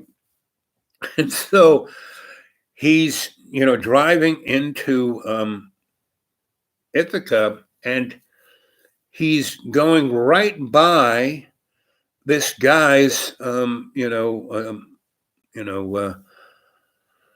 mobile home park with the house. And I got the key to go to that house. I moved all my stuff in. I got a bed in there. The heat is on. I can see the lights are on. So I go, wait a minute, and they're screaming at each other. And I go, Bob, I've already learned his name. Bob, can you just drop me off here? He goes, what? Trust me, I'm going to be fine. I'm worrying about you. He goes, no, I'm good. And so they take off and they're screaming, right? And I go in my house and go to sleep. And I don't really see the Rocket Girl again. And I don't know whether Bob murdered her or any of the above, right? But what I think happened was she was getting really spun up, and when she got spun up, she wanted to have sex. I think she and Bob got it on in the truck. And he was like, she was like, 28, and Bob was like, 56, and, fat, and, worked for the county for the last 20 years and driving a snowplow. And so that's what I think happened, because she, a couple of days later, I went back to work at Cornell, and, I didn't go see her in her office or hear, anything. But a few days later, her boss came by my little cupola and said, so what happened to rocket scientist girl? And I said, what do you mean? And she goes, well, she kind of resigned and left town. I said, really? Really? And she goes, yeah, I heard that you guys almost died on the highway and that she left and so he had the whole story. Somehow everyone in her department, the whole school knew what happened. And no one basically said anything to me, but her boss came over and gave me that. And I said, so? He goes, I think she got really embarrassed, by being that stupid. And I said, okay. So that's the end of that story. And C, you've got to be aware, conscious. Meaning, I was, as soon as I saw it, I pulled out that little thing and saw that the oil dipstick was like burnt off. I became super aware, right? And I was sending out through my super conscious mind SOS, so Bob, the snowplow guy, would run into us, right? And he basically ran into our car before it got cold. The engine was still warm enough to keep us, it's like maybe 20, 30 minutes went by once I got back in that the snowplow hit us. It wasn't like hours later where we were freezing to death. And he got us, we were about 30 minutes from, Ithaca, and he had the big snowplow, and, he did this big circle, between Termansburg and on that highway. And like I said, well, oh, wow, drop me off there. And went in there, took a nice hot shower, I took a few of his sandwich. Can I have a few of these? Oh, yeah, take as much as you want. And went in there, took a nice hot shower, had a couple sandwiches, went to bed, Woke up the next morning, it was still snowing, just stayed in bed, right? And the next day, it stopped snowing, it rained a bit and got warm, and it almost was gone, and that was Ithaca, until it got into, in January, February, March, it was like, forget about it. And I'd still live in Ithaca to this day because I love that town. I love the people. People love me. I had so many groovy things going on. That was one place I could have stayed and done something. And, but I just couldn't stand the winters, After going through that thing with her, the first winter, it was like, okay, it can't ever be that bad. And then we had some really bad snowstorms. And then the next spring, that's when I met the girls in the fire station, right? And that was a new element of my life. And then the next story I tell you about Ithaca is about Ithaca Bucks and the story of Ithaca Bucks and Johnny Raz, right? So go look up Ithaca Bucks on Google, right? And see what they say about it and who is the inventor. And Johnny Raz was this guy who had cerebral palsy, and he was in a wheelchair. And he was one of those guys whose upper body was unbelievable. He could lift himself out of a chair and go straight up. But the bottom part of him just didn't work, And so he, from a teenager, he had this, and he did not let it get in his way. And he was a great community organizer, right?